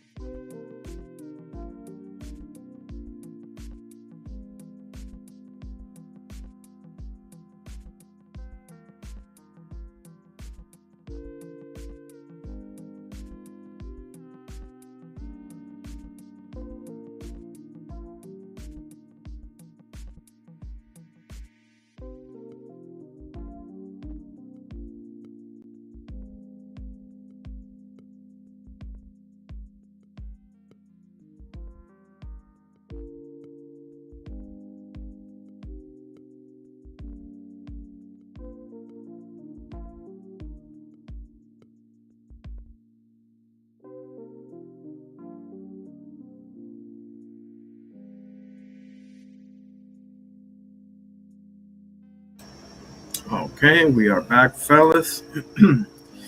Yep, Luis Ortiz. Yeah, for sure. Sure, man. Heavyweight. Even Vladimir Klitschko was talking about doing a comeback, and he's what, 50 or 49 or 48 or something like that. Like, they are big guys, and it only takes one up there. So, Vernon Forrest. Let's go through his box rate, shall we? Vernon the Viper Forrest. Now, how sweet is it?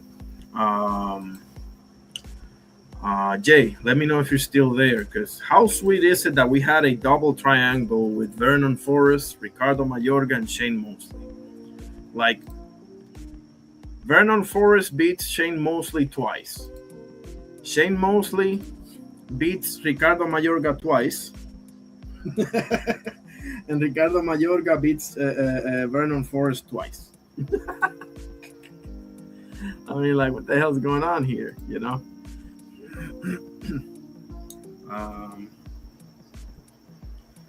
Let us show another highlight of Vernon Forrest. The second one.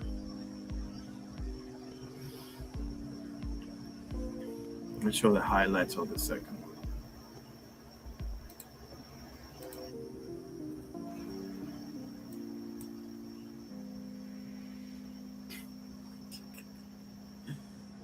Okay, let me share my screen. Really? Vladimir versus Andrew Ward exhibition comeback. Damn, but Vladimir's way bigger than Andrew Ward. I mean, Andrew Ward ain't no midget, but I don't know.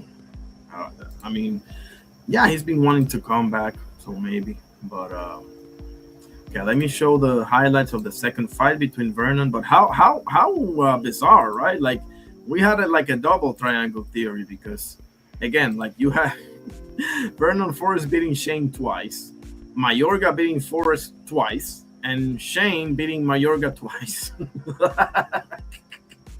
It's a double triangle whammy right there. But that's what's so great about boxing. It doesn't really have to make sense. You just got to get the punches in there, bro. Okay. This is educational purposes only. I'm not monetized. Okay. I'll show 2 minutes, then I'll show something else, and then 2 minutes. Thrives when he throws his jab a lot. He averaged 30 jabs thrown per round. Mosley comes out and tries to deck Forrest with the first punch of the fight. But that lead is going to have the advantage. Get right hand by Forrest. Make him overuse that bang, bang, bang, bang, and get out of there. Get right hand by Mosley. Got him. He just moved to the freestyle 1 or round 2 of the first fight. Because he's walking into it. 1-2 lands for Mosley. Is much more comfortable coming forward. Mosley gets in a left hook to the body, eats a right. Ooh. Let's see that one again. Mosley gets in a left hook to the body, eats a right. Right there. Ooh.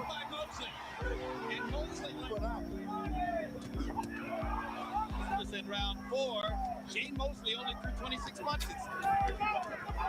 The same right hand is cheering or roaring because of at least landed the left jab and Mosley came in. So you gotta give him those rounds based on clean punching. Close fight.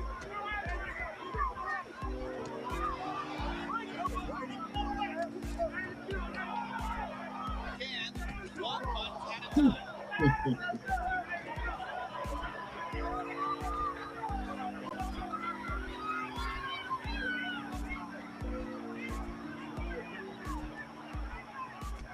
Ooh. Vernon Forrest never made a big impression exactly like this. Left field was able to do the style. Just doesn't appear. Off of the 20 rounds they fought so far, that Vernon Forrest a good right hand by Mosley. He tries Okay, Shane. Ooh. Right hand by Mosley.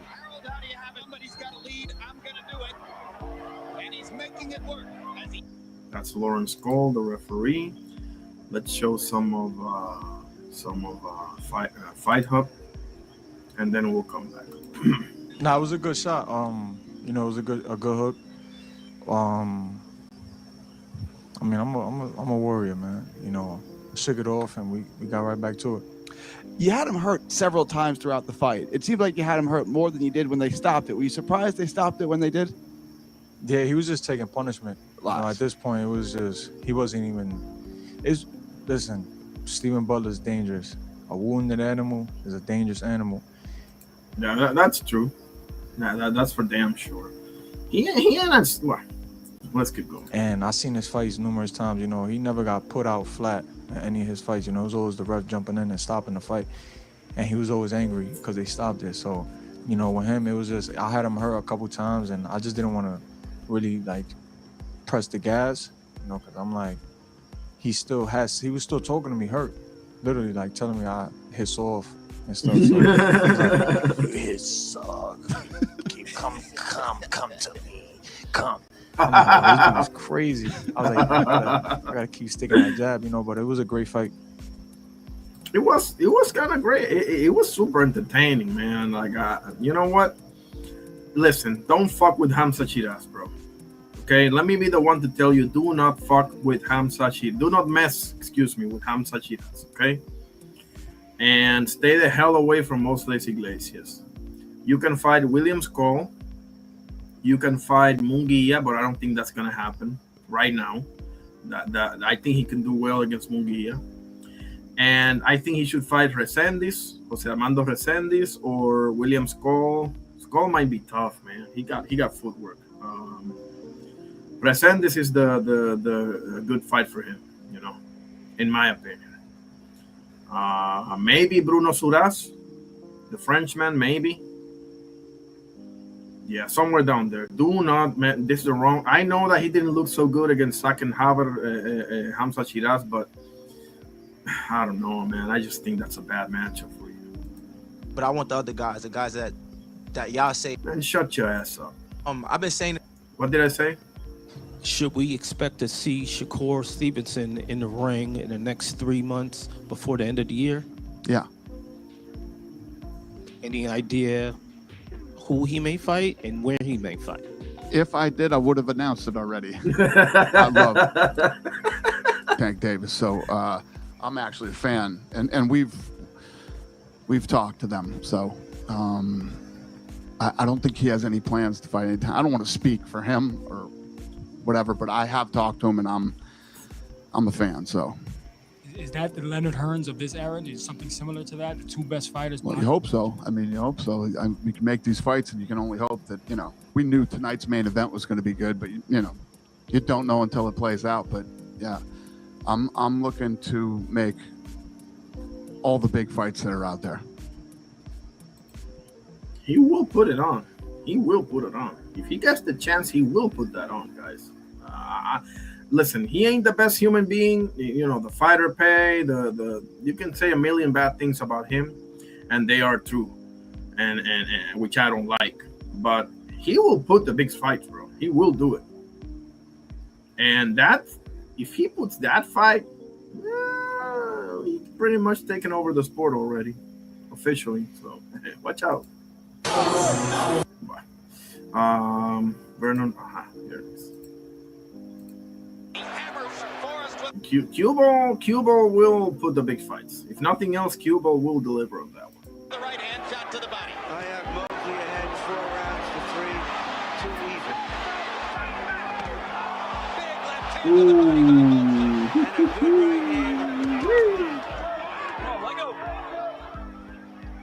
Vernon Forrest is doing all the things that Shane Moses should be doing. Combinations when they get close. The hunt back to the body. Forrest cracks him with a left hook and Shane leans in. Left hand landed for Mosley. Forrest comes back with the right. Boom. Oh, man.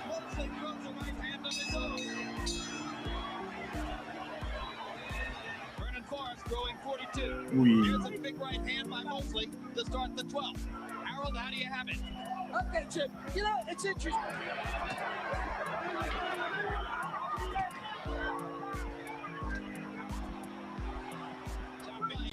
He hasn't done it yet. I have another right hand.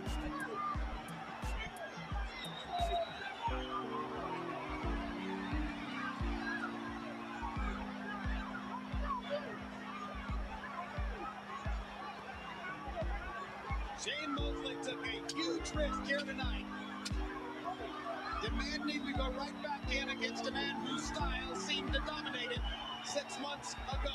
Yeah, but that's what you wanted to be champion. You got to go for it. Man. See if I can see, because I've said before that I want to see a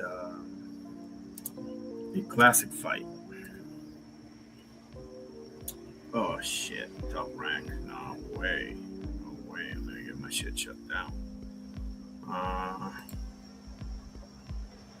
Young, hungry lion, James Toney. Yes, he's young. Yes, he's strong. But I've beaten down so many young guys. No love lost between these two fine middleweights. Our tail of the tape, James Toney, a dozen years younger. Toney is 23. McCallum is 35. So McCallum obviously much more veteran. Mike McCallum, the body snatcher, Jamaica's finest. We lost him, I think, last year. God rest his soul. At the time, 35 years old. James Toney, lights out, 23 years old. Both 5'11 and a half. Basically the same weight. Pound and some change for Toney. And a 1-inch reach advantage for Mike, the body snatcher, McCallum, guys. Let me see if anybody has said anything.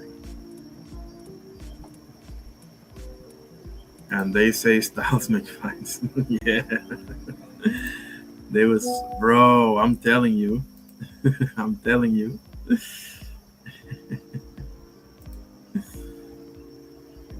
Go. Let's see some of this. We'll see a couple of rounds and then we'll continue tomorrow probably. Oh yeah, Mosley and Forrest, bangers, bro, bangers. And listen, Mosley had great 2 fights with De La Hoya as well. Mosley, I mean, man, he mixed it up with everyone. Floyd, Manny, Cotto, Margarito. He slaughtered Margarito. You remember that slaughter? That's one of the most glorious fights I've ever seen. Actually, I might show that one. And we will do the Toney and McCallum tomorrow.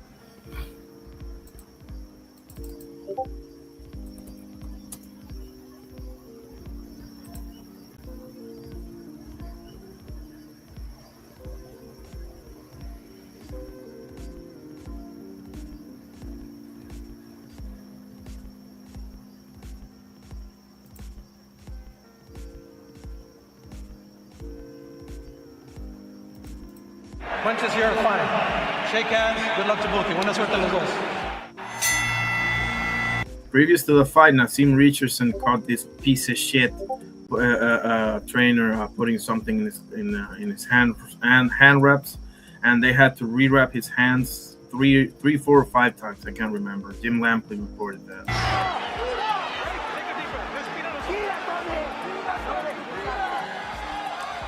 I believe that Shane's going to still have to win. Dale ese cabrón. Dale ese cabrón. Dale ese cabrón. He's about one more right hand away from going down. And he doesn't know how to tap use a survive like most fighters do. He's not used to being in this position. Toma.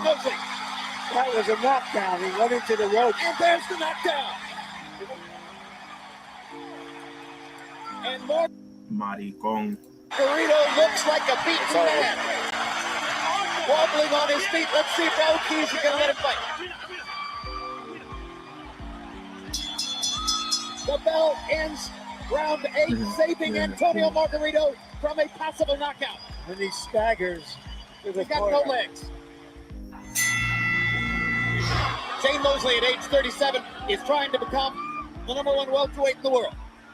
And that's the way he'd be recognized if he can beat this man in the way that he's beating him right now. Margarito has no defense at all for punches. This fight could be stopped any second now. Margarito is getting hit flush with every right hand. There's another one. There's a big left hook. Why not stop it now? And there's the right towel from the corner. And Shane Mosley has annihilated Antonio Margarito. Shane Mosley has annihilated Antonio, the cast man, Margarito.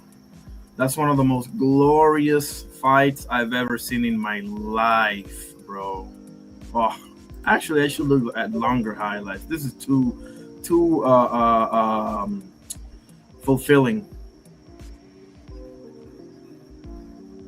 This was 5 years ago. Maybe I don't get shut down. Maybe, I don't know, whatever, bro. I'm gonna watch it. Если Антонио Маргарито сможет навязать, Маргарита начинает подпирать. The commentary is in Russian. Give me a second.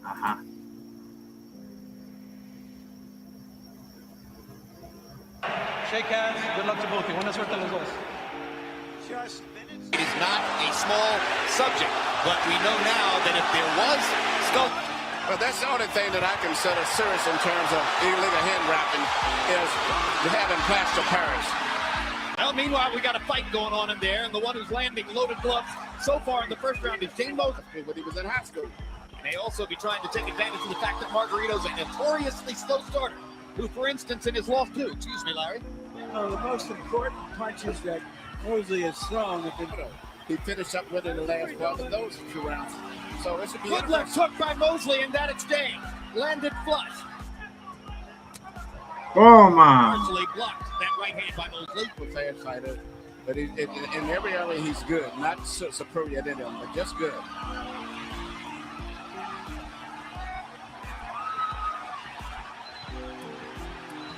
Even at his best. Everything good, not exception, but the pressure that he puts on the fighter. Well, he believes that to take a backwards and then goes back to throwing his long jab, and Mosley counters over it. That again. And then goes back to throwing his long jab, and Mosley counters over it with a perfect right hand. Hard right hand by Mosley. And the early returns would seem to indicate it's still not a whirlwind. It's no tornado in there, although Margarito lands a good right hand, and then Mosley follows with a sharp right hand of his own.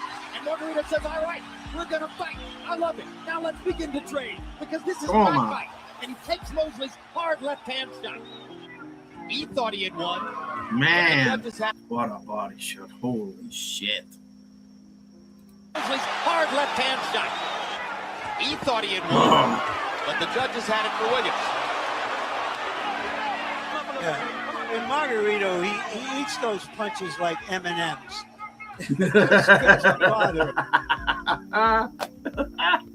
That was actually pretty nice by a merchant. Jumped around in awe and wonder after the fight, saying, "That's the greatest chin I've ever seen." Antonio Margarito is one of the greatest chins of all time, man. I gotta give credit with credit is due, without a shadow of a doubt, man. In reference to Margarito's ability to take a punch.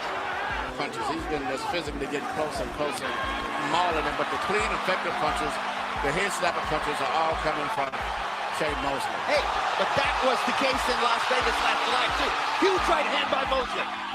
Inside Antonio Margarito's hand wrap, then inevitably the question will arise. I think he just needs punch, but don't stay in there to get punched back. By brilliant strategy on the part of Shane Mosley, who is changing from round to round, making little adjustments here and there, and still controlling the fight. Even though Cotto was winning the early rounds. Let me see if anybody has said anything. With the Mayorga with the cigarette was crazy. Bro, Mayorga and crazy, they just go together, man. He will smoke in your face. He will talk about whatever he needs to talk about to get you riled up, bro. Like, oh my goodness, he was a master of that shit.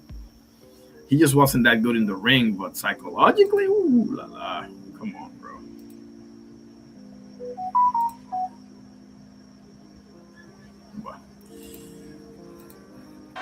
Margarito was doing some damage.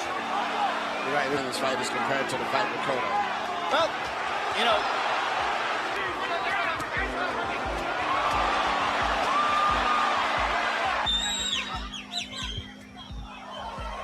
look very forbidding for Antonio Margarito. I agree, Jeff. Now, I don't think he can come back and saw that Harold Letterman's card has Mosley winning every round. to be getting with that in the right hands. He seems to have no defense except to just hit it and try to just. The look on Antonio Margarito's face, they've been on the offensive. I mean, what a fight. Bam. Tremendous right hand. And when I say what a fight, Bam. what a fight by Mosley. And a second straight right Bam. hand. And a third straight right hand. The only thing Bam. that Shane Mosley hasn't hit him with is the stool. I don't think Shane Mosley's made a mistake. Oh, my gosh. And you know something else? How this guy eats those clean shots, bro. Unbelievable. And Shane Mosley is a tried and tested killer. Like, it's not like he's Paulie Malignaggi or somebody that just doesn't have that power. Oh, man. I always said that Shane didn't have it. He's impressed with it. He actually guides Hopkins to the annihilation of Pavlik. And then this, which would be one of the biggest upsets in the sport in recent years, that Miguel Cotto was in pretty good shape on the scorecards at this point against. if anyone would get stopped, it may be Margarito just from all the right tip punches. Well, if he keeps getting hit with flush right hands, the way Mosley is hitting. Even though Mosley's not a Now big here's a puncher, little but- rally by Margarito. He shows just a little burst of energy there. Taking punches, but that's always the case. Trying to get back into the fight by landing something hard. But Shane. Your hands with his jaw. That's exactly what I was thinking about. He's hit him so much that his biggest danger there is really hurt or breaking. After the Cotto fight, it wasn't unusual to see him throw more than 100%. But the thing, Shane can be in, get hit and do it, and then he knows whenever he wants to, all he has to do is to land that fast right hand and put things right back on track again. And he is going to be there at the end of it. The crowd is trying to urge Margarito back into the fight. They like the right hand he landed there. What? I believe that Shane's going to still have to win. Another Margarito round looks stunned by the right hand. Margarito has not thrown since Shane landed that combination. Beat that ass. Beat his ass. Staggers him with that right hand. Dale ese cabrón. He's about one more right hand away from going down. And he doesn't know how to use it to back. Good left hook by Mosley. That was a knockdown. He went into the rope. And there's the knockdown. The bell ends round 8, saving Antonio Margarito from a possible knockout. And that's the way he'd be recognized if he can beat this man in the way that he's beating him right now. Margarito has no defense at all for punches. This fight could be stopped any second now. Margarito is getting hit flush with every right hand. There's another one. Bam. There's a big left hook. Why not stop it now? And there's the right towel. The fuck out of here. Fuck out of here. Voy a ponerle yeso a tu madre. Yeah, that's.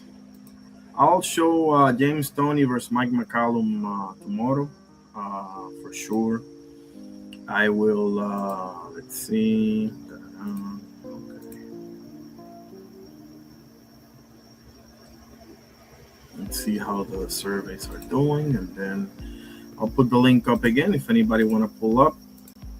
If you're on X listening, you can click the link of StreamYard and come in and tell me what you thought about the weekend, or tell me what you think about Roach Cepeda, Pierce O'Leary versus I think it's Mark Chamberlain, his name, fighting on Saturday. Interesting fight in the UK.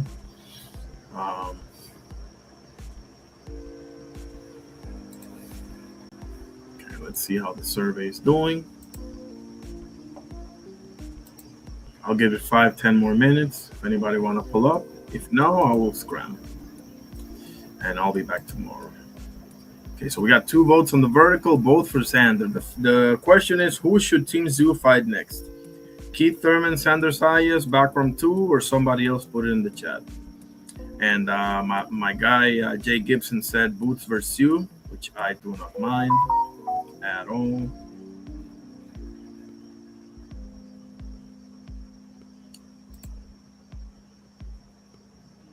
Mm-hmm. Okay, that's on the vertical, right? 2 votes for Sanders Hayes. I don't mind that fight either. Not gonna lie, I do not mind that fight one bit. But the one that I really want is Keith Thurman. So we got 3 votes on the laptop. 2 for Keith Thurman, 1 for Sanders. So Sanders 3 votes, Keith Thurman 2 votes. I'm gonna say Thurman, and I'm gonna go 3-3 with Thurman and Sayas. Background 2. I mean, who the hell wants to see that, right? And somebody else gets 1 vote for Boots from my guy Jay Gibson. Okay. Awesome stuff. So yeah, I'll give it 5-10 minutes so that we can break the 2-hour mark, and nobody. I know it's a Monday evening, so. But if anybody want to pull up and talk about whatever, we can talk about whatever. Not about LeBron James, please. Not about LeBron James. Anything but LeBron James.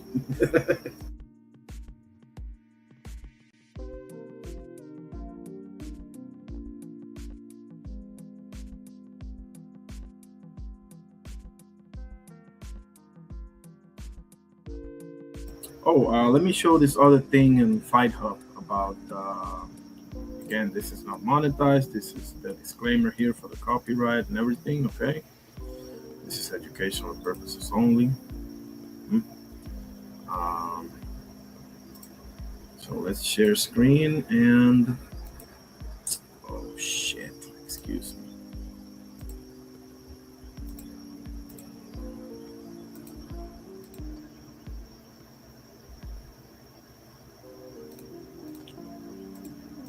Show one more thing. I think there's something that Keyshawn Davis said about Devin Haney or Bill Haney or something like that. Let's see.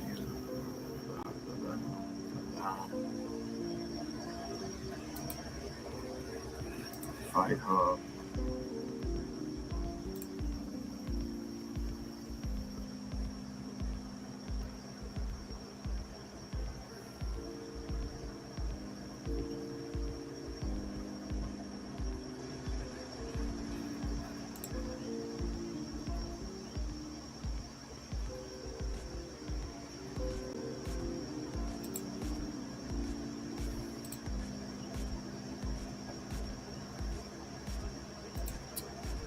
Okay, let's just go down until we. Oh no. Hold on. Fight Hub. Here we go.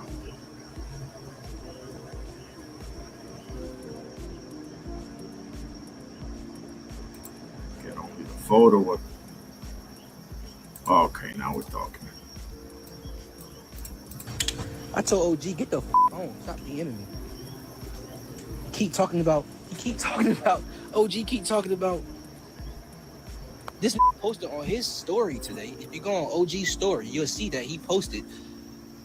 I'm high. I'm ducking phone calls from my manager and my promoter. I'm ducking. How the would you know if I'm ducking phone calls from my manager? From my manager. You post on Twitter every day like you a child. I'm not going back and forth with scary ass man. I'm not going back and forth knowing that y'all is welling, that y'all are lying. Why the would I respond to you and you not even putting up money for this fight, Bill? You're not putting up no capital. Why the would I get you on the phone and try to negotiate anything with you, Bill? Didn't you just sign with a promoter? Didn't you just sign with a promoter? We're not talking to you, Bill. Obviously, your promoter not talking to you neither. The I'm talking to you for, Bill. You're not putting up no money. You ain't You're a hell of a promoter. But I'm just letting the fans know that the narratives that he coming out with don't even make sense. Since when I'm scared of anybody. I told OG, get the on. Stop DMing me. Keep talking about. OG keep talking about. This posted on his story today. If you go on OG's story, you'll see that he posted. I'm high. I'm ducking phone calls from my manager and my promoter. I'm ducking. How the would you know if I'm ducking phone calls from my manager? From my manager. You post on Twitter every day like you a child. I'm not going back and forth with scary ass man. I'm not going back and forth knowing that y'all is welling, that y'all are lying. Why the would I respond to you and you not even putting up money for this fight, Bill? You're not putting up no capital. Why the would I get you on the phone and try to negotiate anything with you, Bill? Didn't you just sign with a promoter? Didn't you just sign with a promoter? We're not talking to you, Bill. Obviously, your promoter not talking to you neither. The I'm talking to you for, Bill. You're not putting up no money. You ain't You're a hell of a promoter.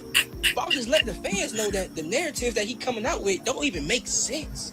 Since when I'm scared of anybody.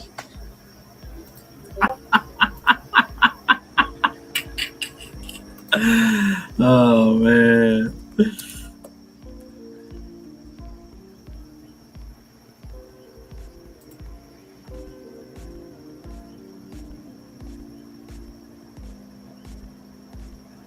I'll watch this whole thing and this whole thing too, and then I'll draw a conclusion. Oh, I gotta watch this. Stitch Duran reveals truth on fake Dana White, his UFC exit, and so far. Oh man, he's got some beans to spill, bro. Come on, Ryan Garcia it wasn't Raw. I missed that one.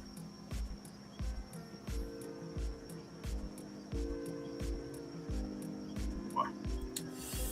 Let's see.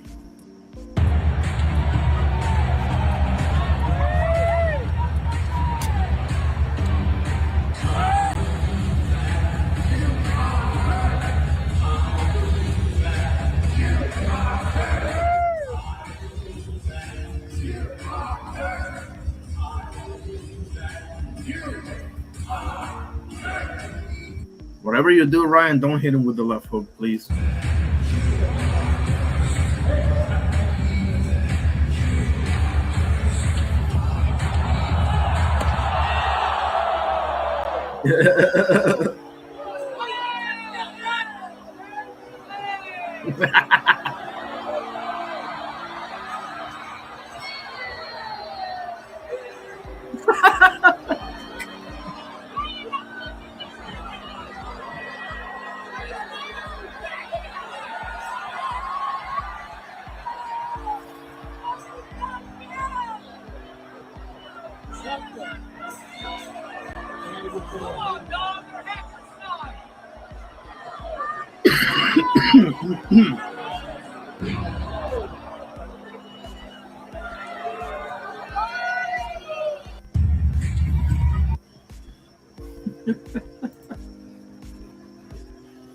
Actually, what the hell? Let's see the whole video, shall we? Erickson Lubin calls out Jermell Charlo for a rematch. Oh man, I don't know about that, homie.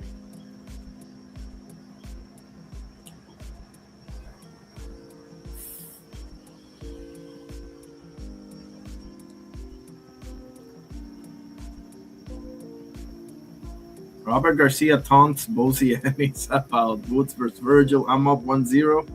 Don't you want to get even? What's this asshole saying? Let's see. Robert Garcia, sly guy. I got a million bad things to say about you, but the job you did on Micros Maidana, bro, I tip my hat off to you. Appreciate you, Jay Gibson. Have a great night, bro. God bless you, my guy. Appreciate you being here. That's my brother, Jay Gibson. Put up your channel, bro, if you will. If I haven't had you as a mod, that is going to happen right now. Make sure you put your channel if you have one.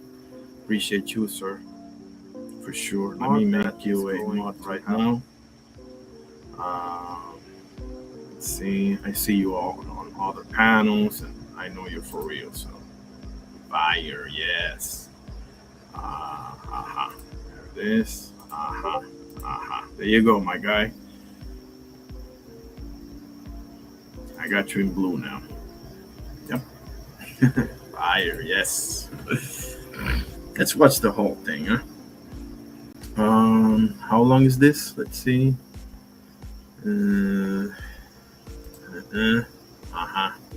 Under 3 minutes. Fine. And then my final question, what's your response to Bozy and his shutting down the Boots and Virgil Ortiz in the fight next?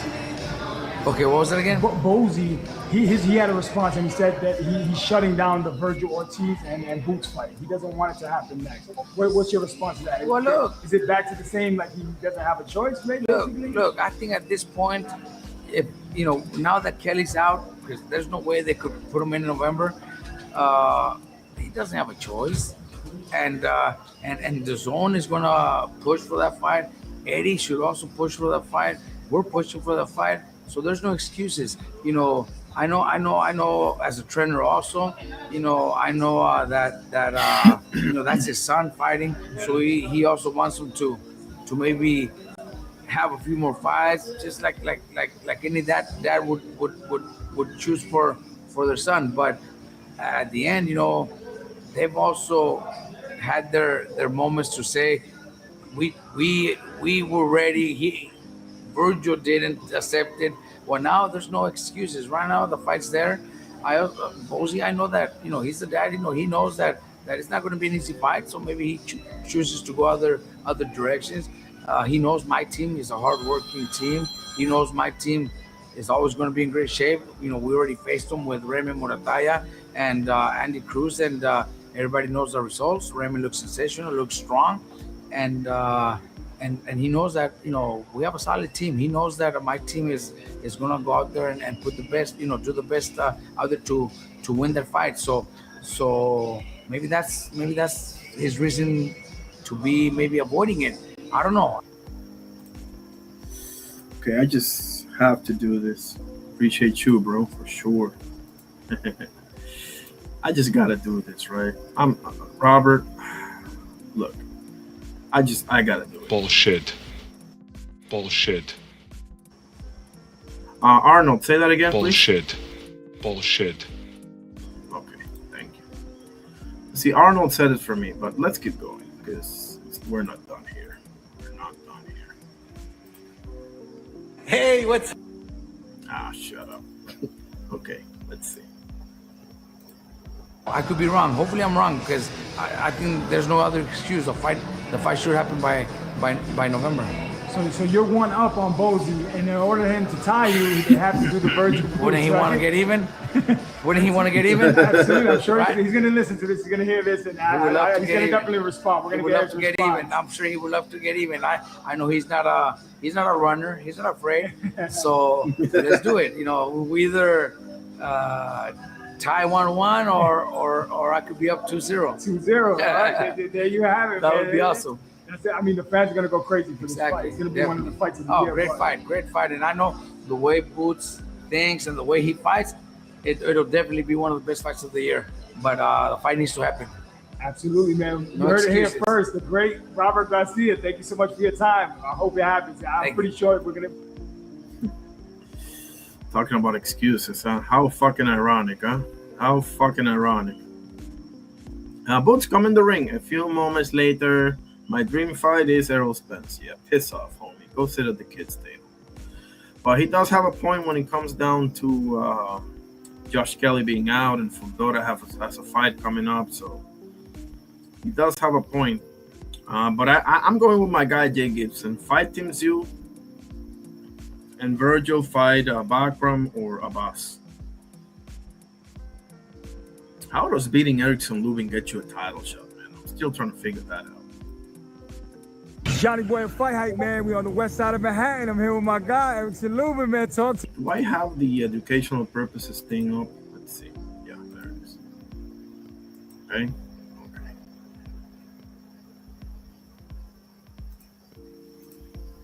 me, man. Chilling, man. I'm in New York, man. That's it, man. What you think about Edgar Berlanga's performance and Richardson? But you're in New York for what? Yeah, I'm here just enjoying time with my family, enjoying time with my mom and everything like that. I came out here to definitely see the fight. And I think they did well. They did well, for a homecoming fight. I think they did well. I think Richardson boxed really well. I think Edgar, he also did good getting the stoppage for sure. You know, it was a back and forth fight for a little bit. Absolutely. So I also think you know, him being able to push through and get the job done is a good thing for him. You know, coming back after, you know, losing to Shiraz and losing to Canelo. I think he'll be with better fights. I think he'll be back. He'll be back. He'll definitely get the fights that he wants. Absolutely, man. Richardson Hitchens and Keyshawn Davis, did they go at it? How does that fight play out? And him and Devin Haney? I think they're all great fighters. I think Richardson's a great fighter. Devin Haney's a great fighter. So is Keyshawn. And I think, you know, those guys mixing it up, they'll make a lot of money and they'll bring a lot of excitement to the sport. So may the best man win. But Devin and Richardson Hitchens, who you favorite? Who do you think will be the favorite? Probably Devin Haney, right? He has the better resume right now. He'll probably be the favorite. He'll probably be the favorite for sure. You know, he got the better resume. He was undisputed champion. Yeah. So you know, it'll just be something for, you know, Richardson to you know, face. You gotta go up against. You know, Devin's a great fighter. Richardson's a great fighter, and they both box very well. So I feel like honestly, I think the fight will be won. Oh, okay. It's gonna be a chess match? Yeah, they were just both in a chess match. I think. Okay, so we have to move it to Keyshawn and Hitchens. That'll be more exciting because he's aggressive, right? Keyshawn comes forward. He steps on the gas. Yeah, he can box as well. But when he needs to be aggressive, he can be aggressive. So he can beat a puncher if he has to, right? Yeah, he can. I think that fight right there is exciting too. I think Keyshawn's he's you know, even though he only has not even 20 fights yet, right? Yeah. I think he's growing with every fight. Yeah. I think he's getting guys out of there. Yeah. That's the question, right? Is Keyshawn too inexperienced for Devin Haney, right? That's like the big question of this fight, but we'll see. And I think he's like a force to be reckoned with in that weight class for sure. I think it'll be a great fight for boxing. I think it's something definitely. Who would you lean towards? Like, you know, 51% and 49% the other guy. Who would you lean towards? That 1%. That 1%. All right, look, I'm gonna place a bet. I'm gonna put $200, but I need you to place the bet for me. I want to know who you got. No, I that's why. But you the fighter. You the expert. You know what I mean? You take the punches in the ring. I just took punches in the street. Right, so who would you favor? It's 50-50. 50-50. All right. I like both guys. I'm cool with both guys, and I think it's a great fight. But that's a better fight than that Devin Haney. That's more exciting, you're saying? I think it's more exciting. But more of like a boxing match. It's gonna be Richardson and Devin. Okay. Yeah. And Ryan Garcia and Richardson Hitchens. I got Richardson. You got Richardson? Yeah, I got Richardson. He beats Ryan. You know how to box really well. You know how to move really well. And I think, you know, Ryan Garcia is a great fighter too. You know, I don't knock Ryan Garcia, but I just think the skills? Yeah, I think the skills are on a different level right now. Absolutely. Now talk to me what's going on with you. You're training in Queens, right? Hellgate Boxing Gym. Coach Eric Roman. Talk to me about the excitement working there. Giving up the drop. Yeah, we got to, you know. We can edit that too, but you let me know. But you're training, right? Yeah. I've been you're in New York. You're in New York for a while. Okay. Been here a few months. Probably gonna make my return next year sometime. Okay. Make my return next year sometime. Just taking a little time off right now. Yeah. And I'm training with Eric Roman right now. We just, you know, building a rapport and getting in some shape. Absolutely. Yeah, we'll be back. Give me two, sometimes next year. Yeah. Give me two names that you would like to face, big names. I got three. Three? Oh, but even better. Yeah. Because they'll be listening to this, so that, you know, we can get this started, right? We can get this thing moving. Charlo, Virgil, and Fedora. Nice. Yo, those are fights the fans are gonna love to see you in, man. Yeah. But if you could pick one right now, what do you think is the easiest fight to make for you? Charlo. I think the fight between me and Charlo. You know, he's beat me in the first round. That's one that lives on it lives on my resume, his resume. So I just think that's the one that you want to get it back in blood. I want to make that happen again. And what will you do differently in that fight? What would be different in camp and training or whatever? You're a whole nother fighter. You're a better fighter than you were back then. Yeah, because you have more experience. Yeah, I got more experience now. Exactly. I feel like Charles is a great fighter. It's just something I gotta, like, you know, be in camp for and absolutely really being, like, in the moment. Locked in. Yeah, it's not much of like, oh, if I do this, I'll beat him. Oh, okay. It's more so like being in camp and living in the moment. Yes, and definitely. being, just being a better boxer. I think I'm the better boxer. I feel like I box better than Charlo, but I do think that he has great experience and good ring knowledge. Absolutely. He's not the sharpest dude. He's not the fastest dude. Not the strongest dude, but he do know how to use his experience well.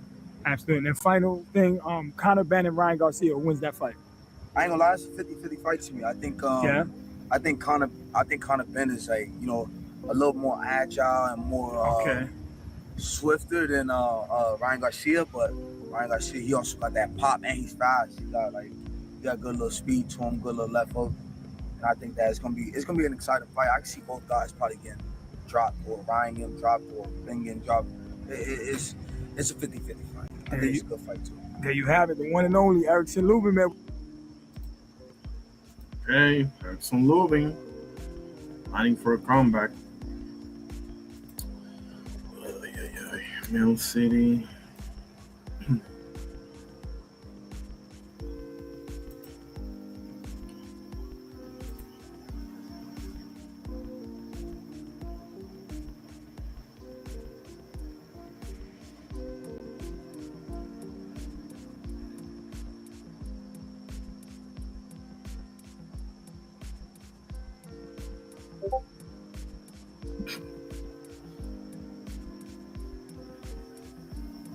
Clarissa Shields.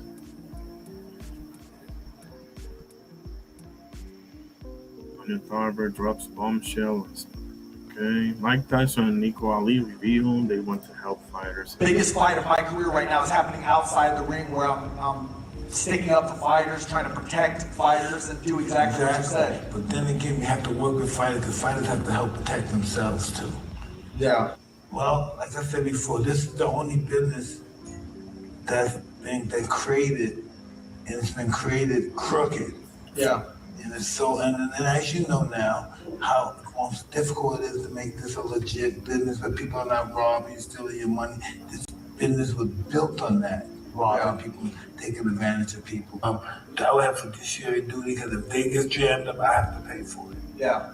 You know what I mean? A lot of people aren't willing to take that risk. Because they don't care about the fighter. I know. You gotta care about the fighters. You care about the fighters because you were a fighter, and you know what it was like to have been in that position where people didn't care, right? Biggest fight of my. You have it.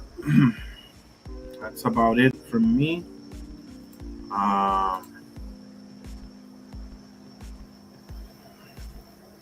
He showed a few highlights of Mr. Vernon Forrest's career. Shane Mosley. We showed Andrew Jones. So yeah, I'm gonna go ahead and call it. Appreciate my brother Jay Gibson for pulling up, moderating the channel from now on.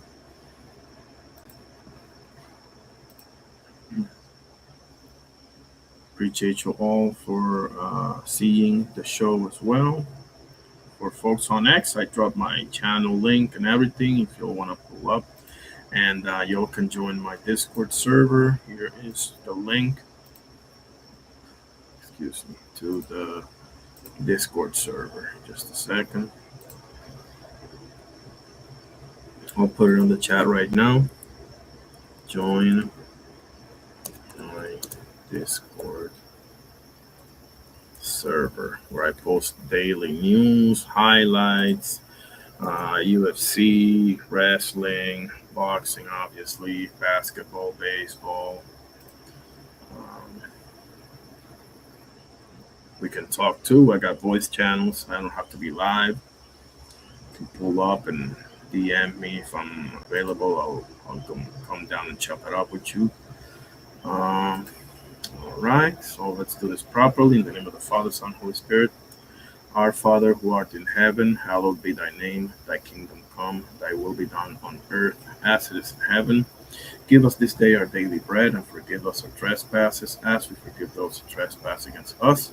And lead us not into temptation, but deliver us from evil. For thine is the kingdom, and the power, and the glory, forever and ever. Amen. In the name of the Father, Son, Holy Spirit. Thank you, God, for everything. Absolutely. This was a Monday night live stream.